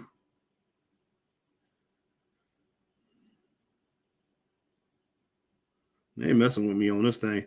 Okay. Is Io Sky in it? I would love to see Io Sky have the title. She would be great as the champ. I would love to see her as the champion. She's former women's champion. Let's see. I'm just gonna throw it off the top of my head. I would say Bayley, but I'm not gonna roll with Bayley. Let's see. I did not like Bayley's last WWE title run. It's not that she's slowing down or anything. I think that extra bulk is not helping Bayley. But yeah, Io Sky, Raquel Rodriguez, and let me think of somebody else. Give Naomi a chance with it, guys. I would love to see Naomi get it. Maybe Naomi. Let's see. Or you can bring somebody up from, NXT. But yeah, go ahead. Naomi will be great as the champion, I think. The Glow, let her get a shot at it. Or Raquel Rodriguez or Io Sky. All 3 of those. Either one of those 3, I would love to see that. I would love to see you have that title. Definitely don't want to see Chelsea Green, even though think Chelsea's pretty good. I like her a lot better now than I did before. But Chelsea Green, hey, she could be an okay champion. But hey, and one other thing, guys, there's no more brand split. No more brand split. And it didn't make no sense anyway, because I couldn't keep up with it. These guys were going from back and forth to each brand anyway, but there's no more brand split. So that's one thing we don't have to worry about no more. If you're on the main roster, you're on the main roster. Straight up. All right. But yeah, those are the three right there. So Raquel Rodriguez, Naomi, I think Naomi's in the tournament. Raquel Rodriguez, Naomi, and Io Sky. Those are the three that I would like to see be the first Intercontinental Women's Champion. Unless, like I say, you have Becky or somebody come back. But I don't think I would want Becky to have the title if she came back right now. All right, let's see. Tag team. We're going to go to tag team wrestling, guys. Tag team wrestling. I pretty much covered that, though. Pretty much covered that. All right, let's see. My man. All right, Robert Devine is in the house. What's going on, Robert? I appreciate you coming in. 100%. Let's see. Let me see what we got here. Let me get back up. I'm going to read it off the tablet. Oh, excuse me, guys. All right, Robert Devine says Jordan Grace is about to leave in 2025. She will be a fit for Intercontinental belt for the women. She would. Robert, my thing is this. Now, as far as over in TNA, not just beating women, she's beating up men and everything like that. She's beating up men too. But as far as coming over here in the WWE, I think she's going to have stiffer competition, and she's going to have a harder time as far as with these women here in the WWE. A lot of these women match up with her well. I'm not going to say they match up with her power-wise. You have 3 or 4 women who match up with her very well power-wise. But talent-wise, a lot of these women can make her look kind of C-level, like she's C-level-ish. She's on a C level instead of, over in TNA. Anywhere in TNA, I say it depends on who she's wrestling at. Anytime she looks like a B level, B minus level wrestler up to an A plus wrestler. She's a top tier female wrestler over in AEW. No ands, ands, or buts about it. Not just females top star in TNA over there. She's 100%. But here in the WWE, it's going to be a whole different ball game. Now in NXT, she even looked a little, not really. She was above average, but she did not look as, devastating as she did over in Impact. So we'll see. I just think when she gets over here, especially if she's matched up with somebody like Bianca Belair, Raquel Rodriguez, she matched up with Nia Jax, she's just not going to dominate them like that. I just don't think that she's going to, if she does, then it's going to look crazy to people. Unless they give her a Brock Lesnar run, that's the only way. Unless Triple H tells everybody, hey, I want this girl to look like Brock Lesnar. But then again,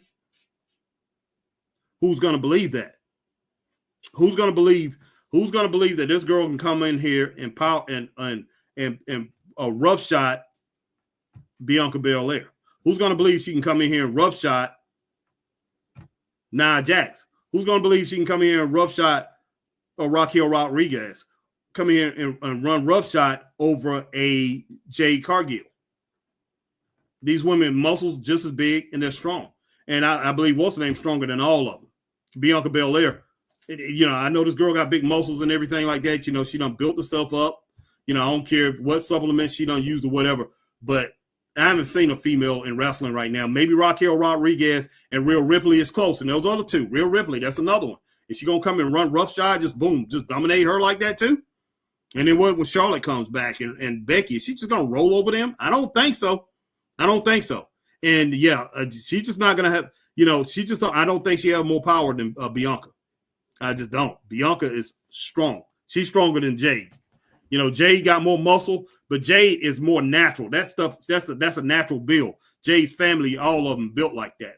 I used to hate people like that. I ain't gonna say hate people like that, but I was envious of my friends that, I used to work out. We played football and all that stuff, busting my tail to get the body that I had when I was, in my youth. I had to bust my tail to get there, guys. And some guys just had it naturally. I had a friend named Pat Tate. you know, even I got a brother named Patrick Taylor, but my best friend name was Patrick Tate. And Patrick Tate, man, he was just built like that. Another best friend of mine, Vincent Biggs, built like that too. They just, you know, dark-skinned guys, just built muscular. And Pat Tate's sister, Kim Tate, she was built like that. Just built, man, just muscle that didn't do anything. Not a weight in this house, guys. I got weights at my home or whatever. He come over and I have him work out. He was like Ron Simmons, just get on there and just throw up, you know, we was in 5th grade, throw up 150 pounds like it was nothing. 5th, 6th, 7th grade, man, throwing up 150, 200 pounds, just come over there and just no warm up or whatever. And I'm busting my tail to get there, you know? So I'm just like, wow, incredible. But that's Jay. Jay has that type of body. She has those genes, genetics. Her whole family's already built like that. But Bianca has built herself to that. Bianca has built herself to that as far as working out. Bianca is just strong, guys. I mean, she's very strong, and she did that over time doing that, being a power lifter. So it's going to be very interesting when she comes over. And, yeah, she's going to get a belt, and I think she'll have a great run. I do like Jordan, but I don't think it's going to come out the way everybody expected it to come out when she comes over to the WWE. She probably dominates for a while, but it ain't going to be that long, I don't think, in my opinion. Yeah, Roxanne Perez, if they bring her up, that's what I was going to say, Kevin. She will be like one of my favorites for it. Whew. I see that. All right, let me go back. Let me make sure I get to everywhere I was at. Yeah, I got some people coming in here. All right, Kevin Williams. Yeah, I don't want to skip anybody. Kevin says, how you feel about the Outrunners Harry and AEW? And I see Anthony Bourne's about to leave Max Caster's side. Yes, he will. The Outrunners is okay. I think they're okay. They're kind of like a throwback a little bit, Kevin Williams. But right now, it's like a wait and see thing. To me, it seemed like there's a lot of hype behind them. As far as I think they want to do it right. They can do it the right way. But I don't trust Tony Khan, guys. I don't trust him. So the Outrunners, you know, they mainly wrestling, I think, on Collision and things like that. But the Outrunners, you know, they got to overcome Tony Khan. Anything that you do, you can look good all you want to. FTR, greatest tag team in the world, you know, as far as talent-wise. But, hey, even though those guys can't overcome pretty much the annex of Tony Khan. They can't overcome him. Straight up. All right, Kevin says Max Caster is feuding with Swerve now. Yep. That is crazy, man. All right, Max says, do you think Charlotte Flair will make her debut on Netflix? She may. Yes, she may make her debut on Netflix, man. And I'll actually, that'll be great. I would love to see her come back. I think they're going to if she comes back, I think they will go serious. I think they will go serious with the women's division again. It was pretty much serious when Charlotte was in there. And I think they played off of Charlotte's strengths and Becky, you know, and Becky too, if whenever she comes back, but especially Charlotte. All right, let's see. All right, my man Kevin Williams says Roxanne Perez for the IC title. And with that, I'm definitely with that, Kevin. All right, Kevin says, Harry, if you were the writer, what would you do to bring Toni Storm back? Wow, guys. Wow, man. Toni Storm, I think Toni Storm should move on and come back I think she should come back to the WWE now. I really do. You know, I know Chris hated that. And, you know, as far as, and my man, Mag, you know, he had a great thing about it. Hey, what the old time movie lady. But when it boils down to it, I think she did very well for herself. She represented very well as far as putting herself out there, did a great acting job, and she improved as a wrestler in a company that did not, that where they don't wrestle a whole lot. You know, as far as these women wrestled, you know, she wrestled on all the Dynamites and sometimes I think a couple of Rampages here and there, really didn't wrestle on Collision. But yeah, she was on the show a couple times. But yeah, I think she improved a lot as far as wrestling. Now she goes, if she comes over to the WWE, as far as I'm gonna look at each brand from Raw, SmackDown. Hold on for a minute, guys. Chad.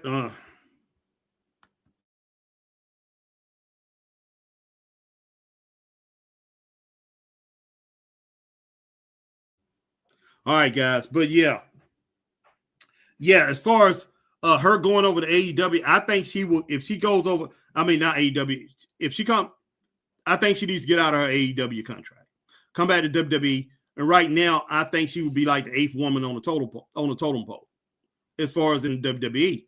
But I think she could build herself up to where she'll be one of the top 4 or 5 women in the company. Now, when Becky and Charlotte comes, yeah, that's going to drop her down a couple spots.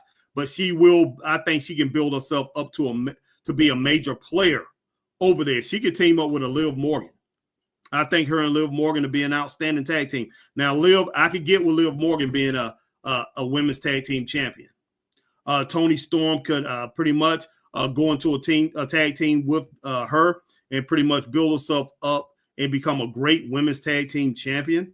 And then after her run with that, then go after the Intercontinental Championship and become the women's IC champion. I think she would do wonderful things over there. Do I think she'll win a WWE World title? I think within a couple years it could be possible. She has the talent, guys. She has the talent. She has the look.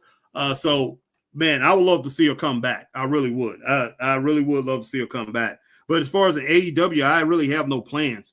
I really can't think of anything right now. AEW is just in a flux. It's in such a flux. They got a lot of women talent over there, though. But I wouldn't want to see Toni come back and just become the women's champion, because if she does, then it's basically the same cast of characters that she pretty much had to overtake. Have to overtake the same cast of characters that she had been feuding with before. Mariah May, and then you'll have a few other ones, maybe Anna Jay, and then you have a few other ones in the mix. Who knows whenever they're gonna put Mercedes? She dropped the belt that she has, and she's in that contendership for that title with Toni Storm. So I don't think that's going to play out as well. I think she will be more suited to go back to the WWE. I would love to see that happen. I don't know if the WWE will want to take her right now, but if I was Triple H, I would. I think she will be outstanding as she come back. Now, I kind of looked at her like Liv Morgan at one time too. She was on the same wavelength, if you ask me. All right.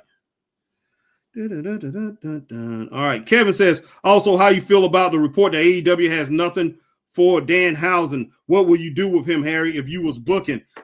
Right now, I can see them not having anything for Danhausen. I will have something for him, but right now, because I haven't seen him in a while. Right now I wouldn't do anything with him. But would I be working on something to do something? Would I be working on something? I definitely would be working on something to pretty much get him in a situation to pretty much help out. To tell you the truth, now that I think about it, it may sound kind of crazy, but I will put, unless Ricochet go with the hurt business, and I hope he doesn't. I will put Danhausen with Ricochet. Not as a partner or whatever. I will put him as a manager, some kind of, not to be really that funny or whatever, but a clown prince, somebody that's really going to give him a voice, as far as Ricochet. Now, Danhausen, do he go out there and talk a lot? No. But he's a distraction from Ricochet having to talk a lot. So, yeah, right now I will put him with Ricochet. But, something long-term, that's not a long-term solution for him, but maybe 4 to 6 months, I would put him with Ricochet for right now. I really would.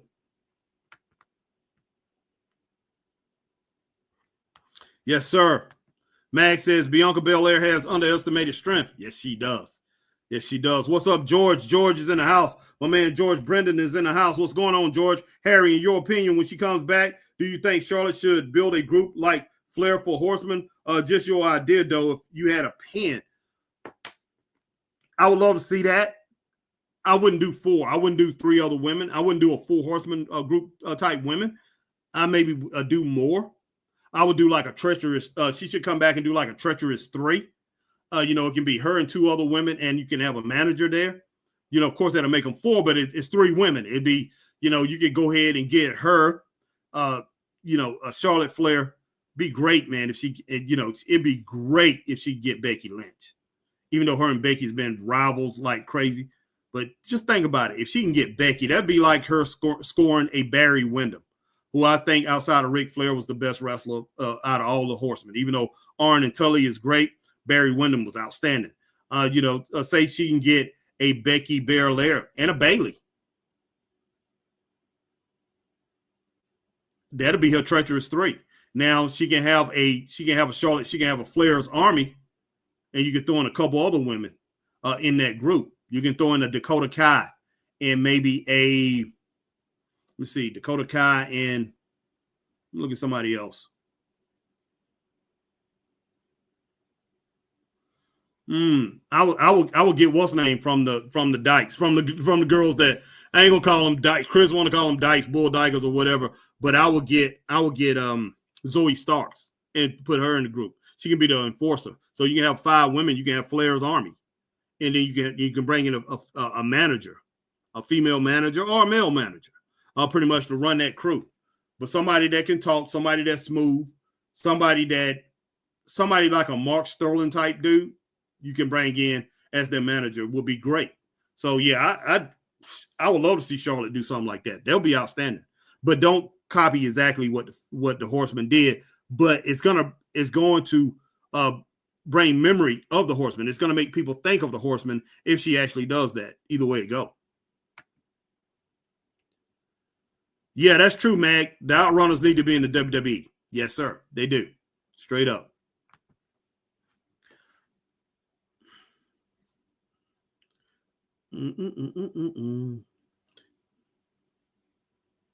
Okay, just got that from George.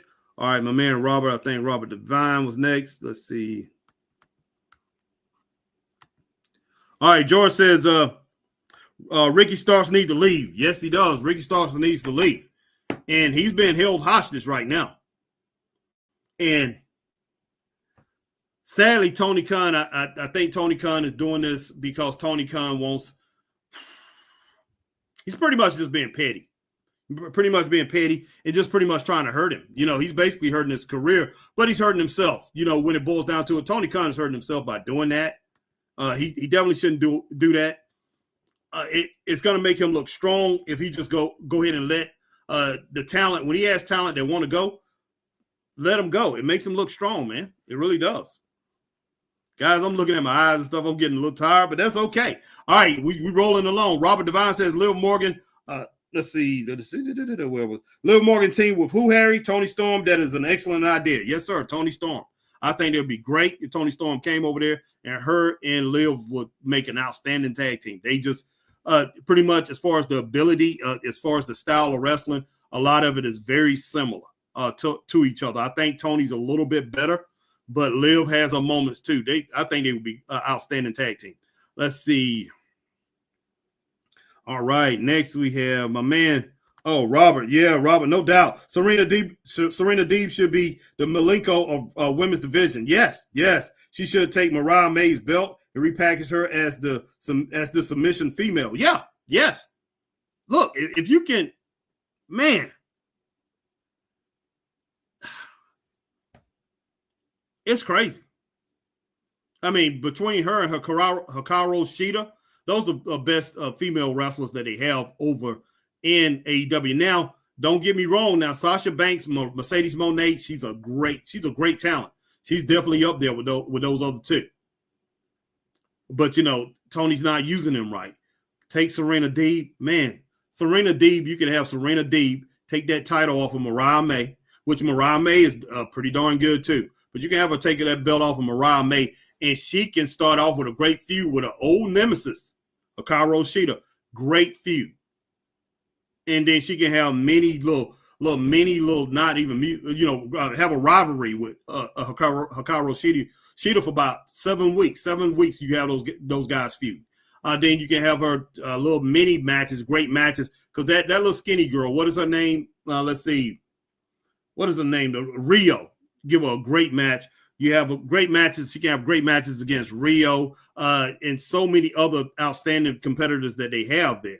Even Anna Jay, even Penelope Ford or whatever. You can have her take these women out one by one, just beating these women. And then, 4 or 5 weeks down the road, she end up her and Mercedes Moné. And you can have those two feud for a couple months. Great feud. Mercedes Moné and Serena Deeb will be an outstanding. You get your best matchups. Her old nemesis, Hikaru Shida, and as far as what's the other girl that I just now mentioned, Mercedes Moné. Outstanding. You got something great. And if Serena Deeb can overcome that, and then you can have her as the top women's wrestler in the world, and she's homegrown. Of course, she was wrestling before she got in AEW, but she's an AEW star, and you could put her out there as the best woman wrestler in the best women's wrestler in the world. And what you could do is have her. It's going to take 4 or 5 months to go through that little run, and plus you have other people. That's pretty much you have Athena come up and challenge for that title, and have her going up against Athena for 5, maybe 4, 5, 6 weeks, and then you continue on with that, and let this thing go on, and let her have that title for maybe 10 months to a year. 10 months, and then a year later, she has a big match with Mercedes Moné. Mercedes Moné come and take that title. That will elevate that game. That will elevate that title to the status of the AEW, the WWE title. Say the WWE Charlotte comes back and Charlotte gets that belt. You want to have somebody who's on the same level playing field as Charlotte, and we know Mercedes Moné is on that. So you definitely can do that. And it's going to up Mercedes Moné's game if you end up doing that. So kind of like Kenny Omega, man. When Kenny Omega had the AEW World Championship, nobody could say that their champion wasn't on par with the WWE champion, because he was. I mean, Kenny Omega's that great of a wrestler. That's what you need when you have a lower company.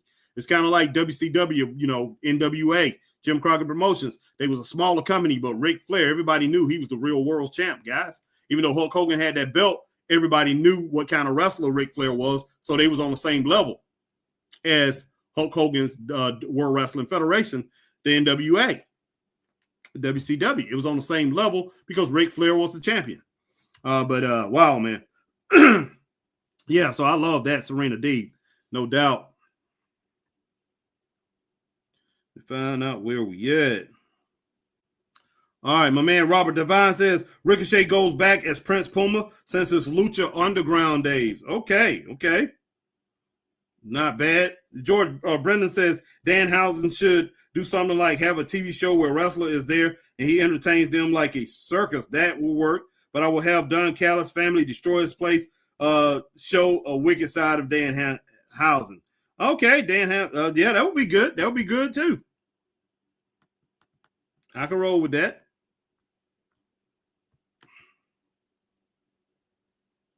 All right, George says, I heard people say, Harry, that Alex Albahantis, who managed Lucha Bros and AEW, should go to WWE and manage them. That'll be very interesting. What's going on, Carlos Paul? Carlos Paul is in the house. What's happening, man? Carlos says, what's up, Harry? Happy you here. WWF legend Jimmy Hart will be at Saturday night main event December. Okay, cool. And I got a perfect idea. Jimmy managed Gunther or Pretty Deadly. I say Pretty Deadly and Gunther. No, Gunther would get upset with those guys. Those guys would not coexist with Gunther, but Pretty Deadly, yes, I would love that. That's a good idea, Carlos. Very good idea. All right, Carlos said, I agree with Robert. The people in AEW need a refresh and a repackage. Changed it up. Dark Order needs a repackage. Yes, big time, man. Big time. Dark Order. Yeah, that's one thing I really can't get with. I do like the guys as far as the guys that, the individual guys, but I don't like the group as it's constructed right now. Carlos, Harry, do you like Adam Cole and MJF storyline? It makes my head hurt because Adam Cole is not believable to feud with MJF. Adam Cole should go after Daniel Garcia. I agree wholeheartedly. I'd rather see him wrestling Daniel Garcia instead of this feud with MJF. It don't make no sense. MJF is muscled up and everything. Adam Cole look like a spaghetti pole right now. No, he doesn't need to be wrestling MJF. And it's not just that he looks. Well, it does. It is. He's really thin, and a lot of the things that's happening with him and the people that he's beating up don't make no sense, man. It really don't. It's not that Adam Cole don't have the talent. He has all the talent in the world. When he left NXT, hey, we knew how talented, how great this guy was, but he did not stay in the gym, guys. He did not. I don't know what in the world he did with his health and how he started eating or whatever, but doesn't seem like this guy was getting enough protein and he stopped working out, and I don't like that at all. But if he got back into shape, got a little bit of muscle on him, I can definitely see him vying for the world championship over there. He has the skill to do it, the talent to do it. But this guy wants to be just he thinks he can come in this ring any kind of way he wants. That ain't working. The guy look like he weighs 140 pounds. He needs to start drinking some protein shakes. The guy needs to get on some creatine or whatever and work out and bulk up. No ins, ands, buts about it. All right. Carlos says, if I was Tony, but he is a scary cat. But how you to make MJF important again? MJF cut a promo, say he's better than everybody. Light goes out. Someone hit MJF with a cane, and it's Ricky Stark's return. That will be interesting, but Tony will mess that up. That would be very interesting, Carlos. I agree, but he will mess that up. Carlos Paul, Jay Lethal makes me sad. Yes, because he's an amazing competitor. Yes, he is. So Okada, that would be interesting. Hell, even Okada can destroy Jeff Jarrett and make a statement. Yes. Man, look, they don't mess Jay Lethal up. They don't mess them completely up. I don't know if when he signed the contract, if he signed the contract and say, I will be a jobber, I will just lose. I don't know if that's what he did, because he's one of the best talents over there in AEW. It kind of makes me even forget about him, because if you look at the top tier talent, the top 5-6 guys in AEW, he's on that. But they taken it away from him. They snatched it from him. All right, Carlos Paul, Britt Baker should leave AEW. I agree, Carlos. But where's she gonna go? If she leaves them, she needs to go to TNA. I don't think she needs to go to AEW. I mean, not AEW. She doesn't need to go to WWE. If she leaves, go to TNA. She goes to WWE. Even in NXT, I don't think she would immediately become a champion. Now, if she was on the momentum she was in 2022, she would. But right now, no. I think she should go to Japan. I think she should go to the biggest indies and come back and repackage herself, and then maybe go to NXT and pretty much show out and then get on the main roster, and she can be a major player. All right, Carlos Paul says Lethal versus Okada will be an amazing feud. Yep, that's true. It could be. It could be if Tony allows it to be. Matt Magnum says AEW needs a reboot immediately. Immediately, man. No ins, ands, buts about that. You're right, Mag. No ins, ands, buts about it. Carlos Paul says, how you feel about this Mox takeover thing, Harry? Wow. I wish, look, I have no problem with him doing it. I'm going to say it like this. I really don't like Jon Moxley. Never have. Dean Ambrose, I just never was into him. But he's one of the guys that makes everything happen over there. Is he a needle mover? No. But he makes everything happen. He keeps things going in AEW, and he's pretty much one of the purveyors. He's one of the guys that pretty much pushed the envelope in AEW. He's one of the guys that make it go. So, yeah, I can roll with him doing his little AEW takeover thing or whatever, being the champion. But I tell you one thing, I would love for, what is his name? He's in his group.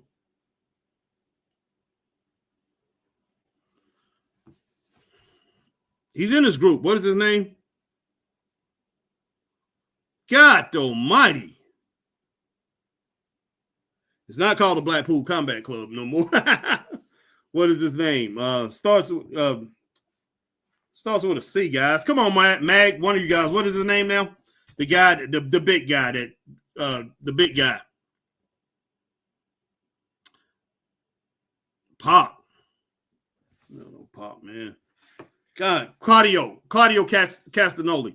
That's who I want to be the world champion. He should be the AEW world champion. I wish Claudio Castagnoli would turn on him. Even though that's not really the route I want him to take to the title. But Claudio Castagnoli should be the champ. Claudio Castagnoli needs a manager, and Claudio Castagnoli needs to be coming out in suits. He needs to be, he just needs to be the champion. He reminds me of the guy. Who's the guy that played in Transporter? I can't even think of his name. One of my favorite actors, too. I really haven't watched him in a long time. I actually watched him not that long ago. But, yeah, they could use him like him. The British guy, man. I like him, the martial artist, the guy played in Transporter. Playing a lot of different movies. I can't even think of his name. I know one of you guys going Jason Statham. Yeah, they could use him like he could be like a Jason Statham type guy. But he needs a mouthpiece. He definitely needs a mouthpiece. Because Claudio Castagnoli comes out and try to be tough and everything, cussing and saying all these just crazy stuff. He needs a mouthpiece, but this guy can be outstanding. Or you can have him with a beautiful girl, man, a valet. I think that would even be better. A valet who could talk.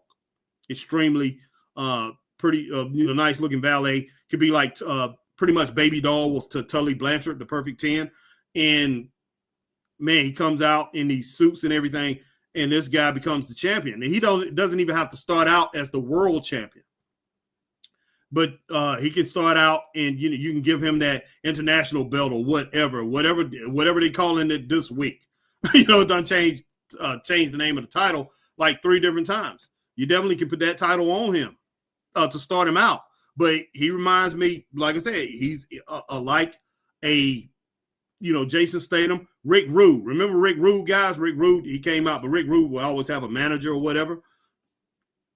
Treat him in the same sense. Have him do the same thing that Rick Rude was doing, man. This guy's incredible. Now he's not cut up as Rick Rude, but just as strong. But yeah, I will have him come out in the suits. Now he don't have to gyrate and do the stuff that Rick Rude was doing. But man, yeah, bring him out with that kind of arrogance and everything, man. He'd be outstanding. I would love to see that. And gosh, man, I wish I could just get Tony. Tony, that's your champion, man. Tony, that's your champ. Claudio Castagnoli. Another WWE guy. But that's who I will make the champion over there. Makes perfect sense, man. He's very talented, very strong, big guy. I will put the title on him. Yeah, George. I can roll with that. Claudio and Mariah May. I definitely can roll with that.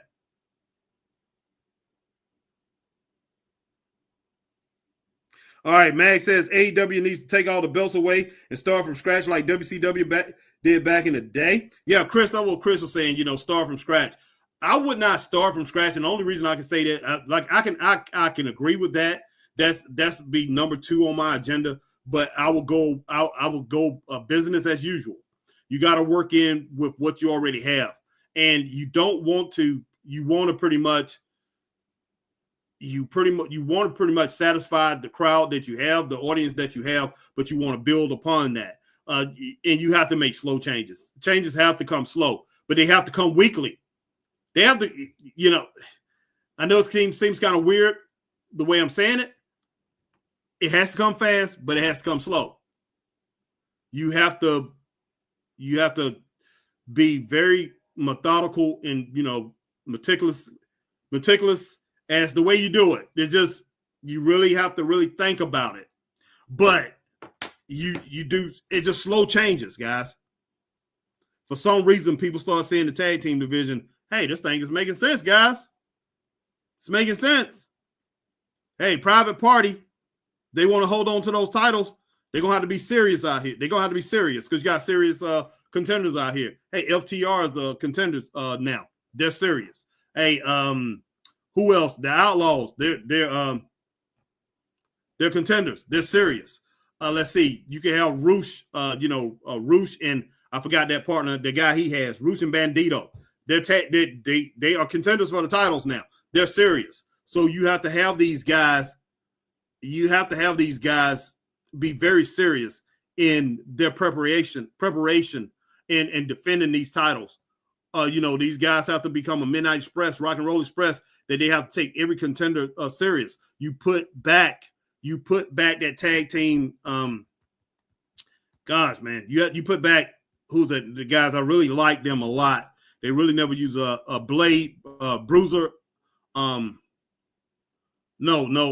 Blade, the Bruiser and Blade. Is it Bruiser and Blade? I can't think of it. Guys, correct me on it. But those 2 guys, those big guys. One of them was really big. Blade was kind of short. He was shorter. But you had the other one, the Bruiser or whatever. Those 2 guys, put those 2 guys together. And like I say, you slowly do this. You bring it within 2-3 weeks. You got all these teams together, and they're very serious for the tag team. Yeah, Butcher and Blade. Thank you, George. Put those guys back together, and you got a serious tag team, serious tag team competition for those titles. You have who is this dude with the John Moxley is the champion? Jon Moxley, next thing you know, hey, Jon Moxley, he's got somebody coming up for that title that he didn't, wouldn't have thought was going to be, hey, major competition for the title. Hey, MJF is basically coming out with promos and stuff like that. Hey, I'm not worried about Adam Cole. I'm not worried about all this stuff like that. I'm coming back for what's mine, and that's the World Heavyweight Championship. He becomes, and I'm going to do what it takes to build myself up to be the number one contender. So you have MJF getting in line. You have, let's see, MJF coming back, and now you get Trent Beretta. I don't know where he's at. Bring him back. Trent Beretta is a great talent. Start defeating people and whatever, gets in line for the title. You have, let's see, who else over there that's incredible? Will Ospreay, man. I don't know what title that he has, or does he still have a title? I didn't watch Full Gear. But Will Ospreay, hey, he wants a shot at Jon Moxley's title. You start having all these guys. Bobby Lashley, even though Bobby Lashley is playing a heel right now, Swerve Strickland, he might be playing the same side as Jon Moxley. I don't know what he's doing, but Bobby Lashley is there. Hey, I'm a player. I'm a former world champion. Hey, I've dominated wherever I've been, and I'm coming for your title, Jon Moxley. And there's nothing you can do about it. You can have your cronies or whatever try to stop me. But hey, me and Sheldon, and whoever else that we put in the Hurt Business, we're gonna come straight through you, and I'm gonna get to that title. No, whether you like it or not. And that's a serious competition. That's serious contendership for that championship. But you can have, say, he have this thing with Bobby Lashley look like he's coming up to be the number one contender. What happens is Bobby Lashley ends up clashing with MJF. That slows that down. And you have Claudio Castagnoli. He already done attacked Jon Moxley. He takes the title off of Jon Moxley. Or you can have Bobby Lashley takes the title off of Jon Moxley, and then you can have Claudio Castagnoli be your international champion. You can have your MJF become a world television champion or whatever. You don't have a television championship, and WWE doesn't either. You can have him become a world television champion, and then you can have MJF build a superstar stadium, not superstar stadium, the superstar faction like the Four Horsemen.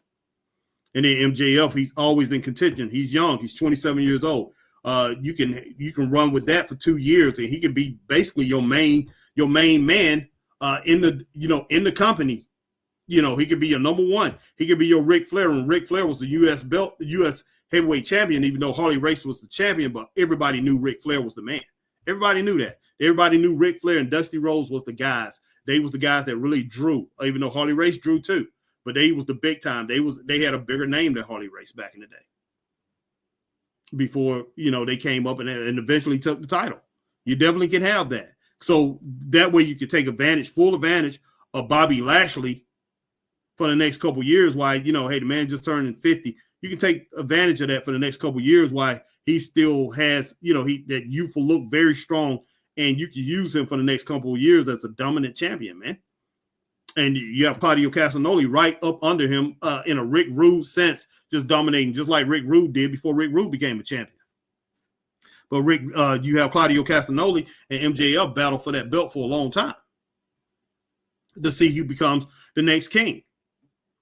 But yeah, Tony Khan needs help, man. He needs a lot of help. That's all I got to say.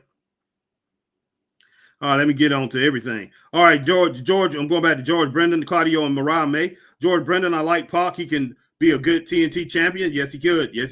George Brendan, these are, and that TNT championship is like the World TV Championship. That's the one they should roll with as far as that goes.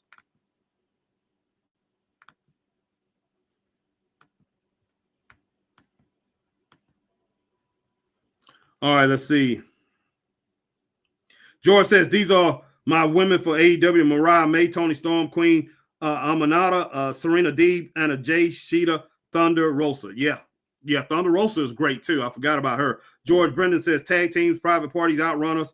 Why did I call them the Outlaws? Whatever. Roosh and Bandito, FTR, Butcher and Blade. Yes, sir. Brendan, Butcher and Blade. Okada title, Okada, Kyle Fletcher, Samoa Joe, Pop. Yeah, I forgot about Samoa. Man, he got so much talent. It's unreal. George Brendan says Will Ospreay. Mag says the Butcher and the Blade and the Bunny was a great team. Yes, sir. George Brendan says Shelton Benjamin for Okada's title. Yep. George Brendan says that's brilliant, Harry. MJF versus as a TV title is just will fit his character. Yes, sir. George Brennan, yeah, and that way, yeah, because let's say the TV title is mostly defended on TV, even though you defended at other shows and everything, they don't really have house shows. But yeah, him coming on there as the world TV champion and doing his promos, and you're gonna give him a boost. You're gonna give him, I think his morale will come up, and I think his promos will get better again. They still okay, but they're not what they were before. But you can definitely have him as the TV champ. Man, he will spout off a whole bunch of them, whole bunch of great ones, in my opinion. All right, George Brennan says, Harry, how's Claudio with Mariah May? She got the beauty is like Baby Doll and NWA. Yeah, I can roll with that. That's what I'm saying. Claudio definitely needs a baby doll type of somebody with a baby doll type presence. That's to surround him. It would be outstanding. George Brennan says MJF can be a show off with TV title like a Hollywood character. Yes, he could. I mean, straight up. I mean, remember Stunning Steve Austin, man. Stunning Steve Austin had the NWA TV title one time, and he had it for a long time. Even though Arn's TV title run, Arn Anderson had it for a long time. Tully Blanchard had it for a long time too.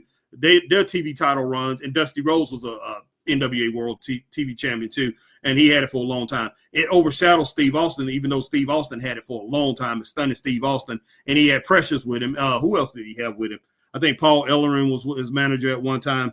Not Paul Ellering, Paul E. Dangerously. But yeah, he had he would come out there with Precious, and then was it Lady? I think it was Precious, wasn't that Lady? The first one that he had. But yeah, that was outstanding. When Stunning Steve Austin had the title, Stunning Steve Austin, he did not have that talking that he had at Stone Cold yet. But man, he was a great TV champion. He really was. All right, man. Where was I at? All right. So yeah, basically we went over tag team wrestling twice. Guys, last thing I'm gonna talk about is all the pay-per-views and the PLE events. And that's one thing I think Tony Khan, especially Tony Khan, and WWE, all these guys, they really need to pull back on these events because they have them so frequent, and the WWE is pulling one off every, I think, two a month now, and of course they're giving them away free or whatever. But it's hard to build a storyline around these things. It really is. It really is, because every time we get used to something else, like say, hey, we're selling it at this PLE, we're selling it here, we're selling it there, and Tony Khan, every month he has one of these things. And sometimes, man, he'll go back to back. He's go back to back at least twice a year, at least within 2 weeks. He goes, and man, this guy's charging all kind of money, man. They charge all kind of money for them those events. And yeah, I know he's going on, he's going on Max, which I want to call it HBO so bad, but he's going on Max, and they're doing their thing on Max.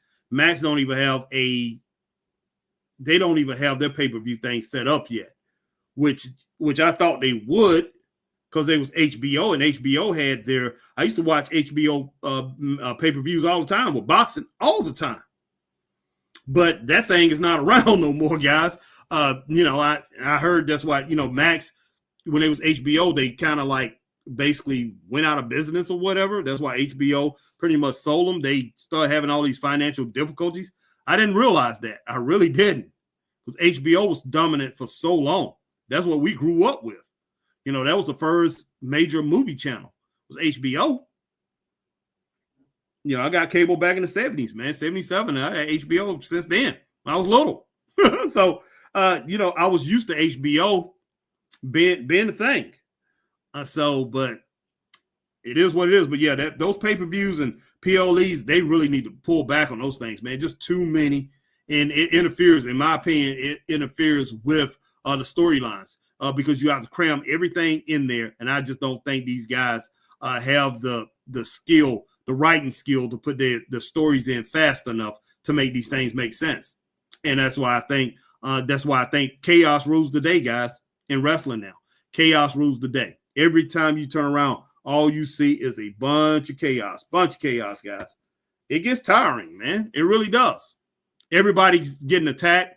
Nobody, you hardly ever see any wrestlers get to walk back to the dressing room with class. And when I'm talking about walking back to the dressing room with class, I'm talking about winning your match, guys, and don't have to worry about somebody jumping you. Back in the day, of course, we had people being jumped and everything like that, but it was a shock. It was a surprise. That's what I want wrestling to go back to. I don't want wrestling to be every single week, man. Somebody, as soon as that promo over, somebody's attacking that person. Or as soon as that person, it look like they're going to get a pin, somebody's attacking that person. Wrestling got to be more than that, guys. It's got to be more than attacks. I don't even think the fans are not shocked no more. They're not surprised or anything. They just sit there and just watch it and be like,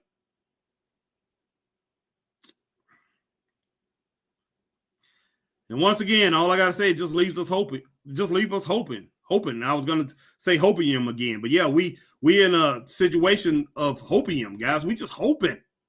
We're hoping that wrestling change, that they get it together and give us something great. Straight up. But guys, I appreciate everybody coming in, man. I really do. I appreciate all my friends and everybody, man, who came in tonight. Everybody who came and looked at this podcast. I see a lot of people was watching the podcast. Whether you on YouTube, Facebook, Twitch, if you catch us over on X, guys, if you catch us on X, hit that like, share, tweet, and retweet, and follow the Straight Up Wrestling Show over on X. If you over on Twitch, you hit that like, share, tweet, and retweet, and follow the Straight Up Wrestling Show. Guys, hit that notification bell, ding, ding, ding, so you know we're on like times like these. You do the same thing over here on YouTube. Hit that like, share, subscribe, the notification bell, ding, ding, ding, so you know we're on like times like these. And if you're on Facebook, hit that like, share, and join, guys. Straight up, join the Straight Up Wrestling Show over on Facebook. And I appreciate all my friends, man. You know, I finally sent that thing out. I appreciate all my friends who did join. And I know a lot of you might not watch wrestling, though some of you guys did back in the day. You might not watch wrestling anymore, but you guys, hey, you joined it because I asked you to join it. But I definitely appreciate that 100%. And I'm pretty sure my partner, Christopher Burton, the People's Podcaster, he appreciates that 100% too. And I'm pretty sure the whole Straight Up Wrestling family, Straight Up Wrestling universe, appreciate each and every one of you too. All right, appreciate George Brendan coming in. All right, my man Magnum coming through. Appreciate my man Carlos Paul coming through. We appreciate Robert Devine coming through. Appreciate Christine Saucy Girl coming through. Appreciate my man Kevin Williams coming through. Let's see. All right, who else we got? Appreciate Will Rally Sport coming through. My man Jay Ill came through tonight. Appreciate him 100%. But hey, appreciate everybody coming in, hey, and rocking on this late night, guys. And yeah, it is late. It's 2:44 a.m. Eastern time right now. And hey, I might even go on, guys. I might even go on and pretty much watch this. Who is that? Vince McMahon. I got to finish the last 3 episodes. I definitely need to finish the last 3 episodes of his documentary. In all actuality, I was going to go and check that out and pretty much give a live reaction to that as I go. But I'm not going to go ahead and do that now because we've been going on for a long time. All right, Mag says, great commentary, Harry. Harry, got to get ready for my Raiders versus Chiefs games later today. Have a great weekend, brother. You too, Mag. I appreciate you, man. Have a great night. And, hey, I might be on tonight, man, if I don't go to the independent wrestling show. But I'm going to try to make it. But I got to do some work. I got to get some work done on my car. I got to get the horn fixed on my car. There's something's going on with it. Now, on the alarm, it'll go out, boom, boom, boom, boom, boom. But the horn, something with my relay switch, they didn't get it right last time. So I think I'm going to have to take it to Subaru and have them do it. But I'm definitely going to get that done tomorrow. And I may need a new battery. So because the battery's been in there for a good while, I think. So I'm going to get that checked out. But guys, y'all have a great night and hope you got enough turkey and you guys will be eating turkey sandwiches or whatever. If you cooked or whatever, turkey sandwiches, ham sandwiches, mac and cheese, whatever leftovers you got, enjoy them. And hey, guys, I'll see you guys later. Stay straight up. Peace.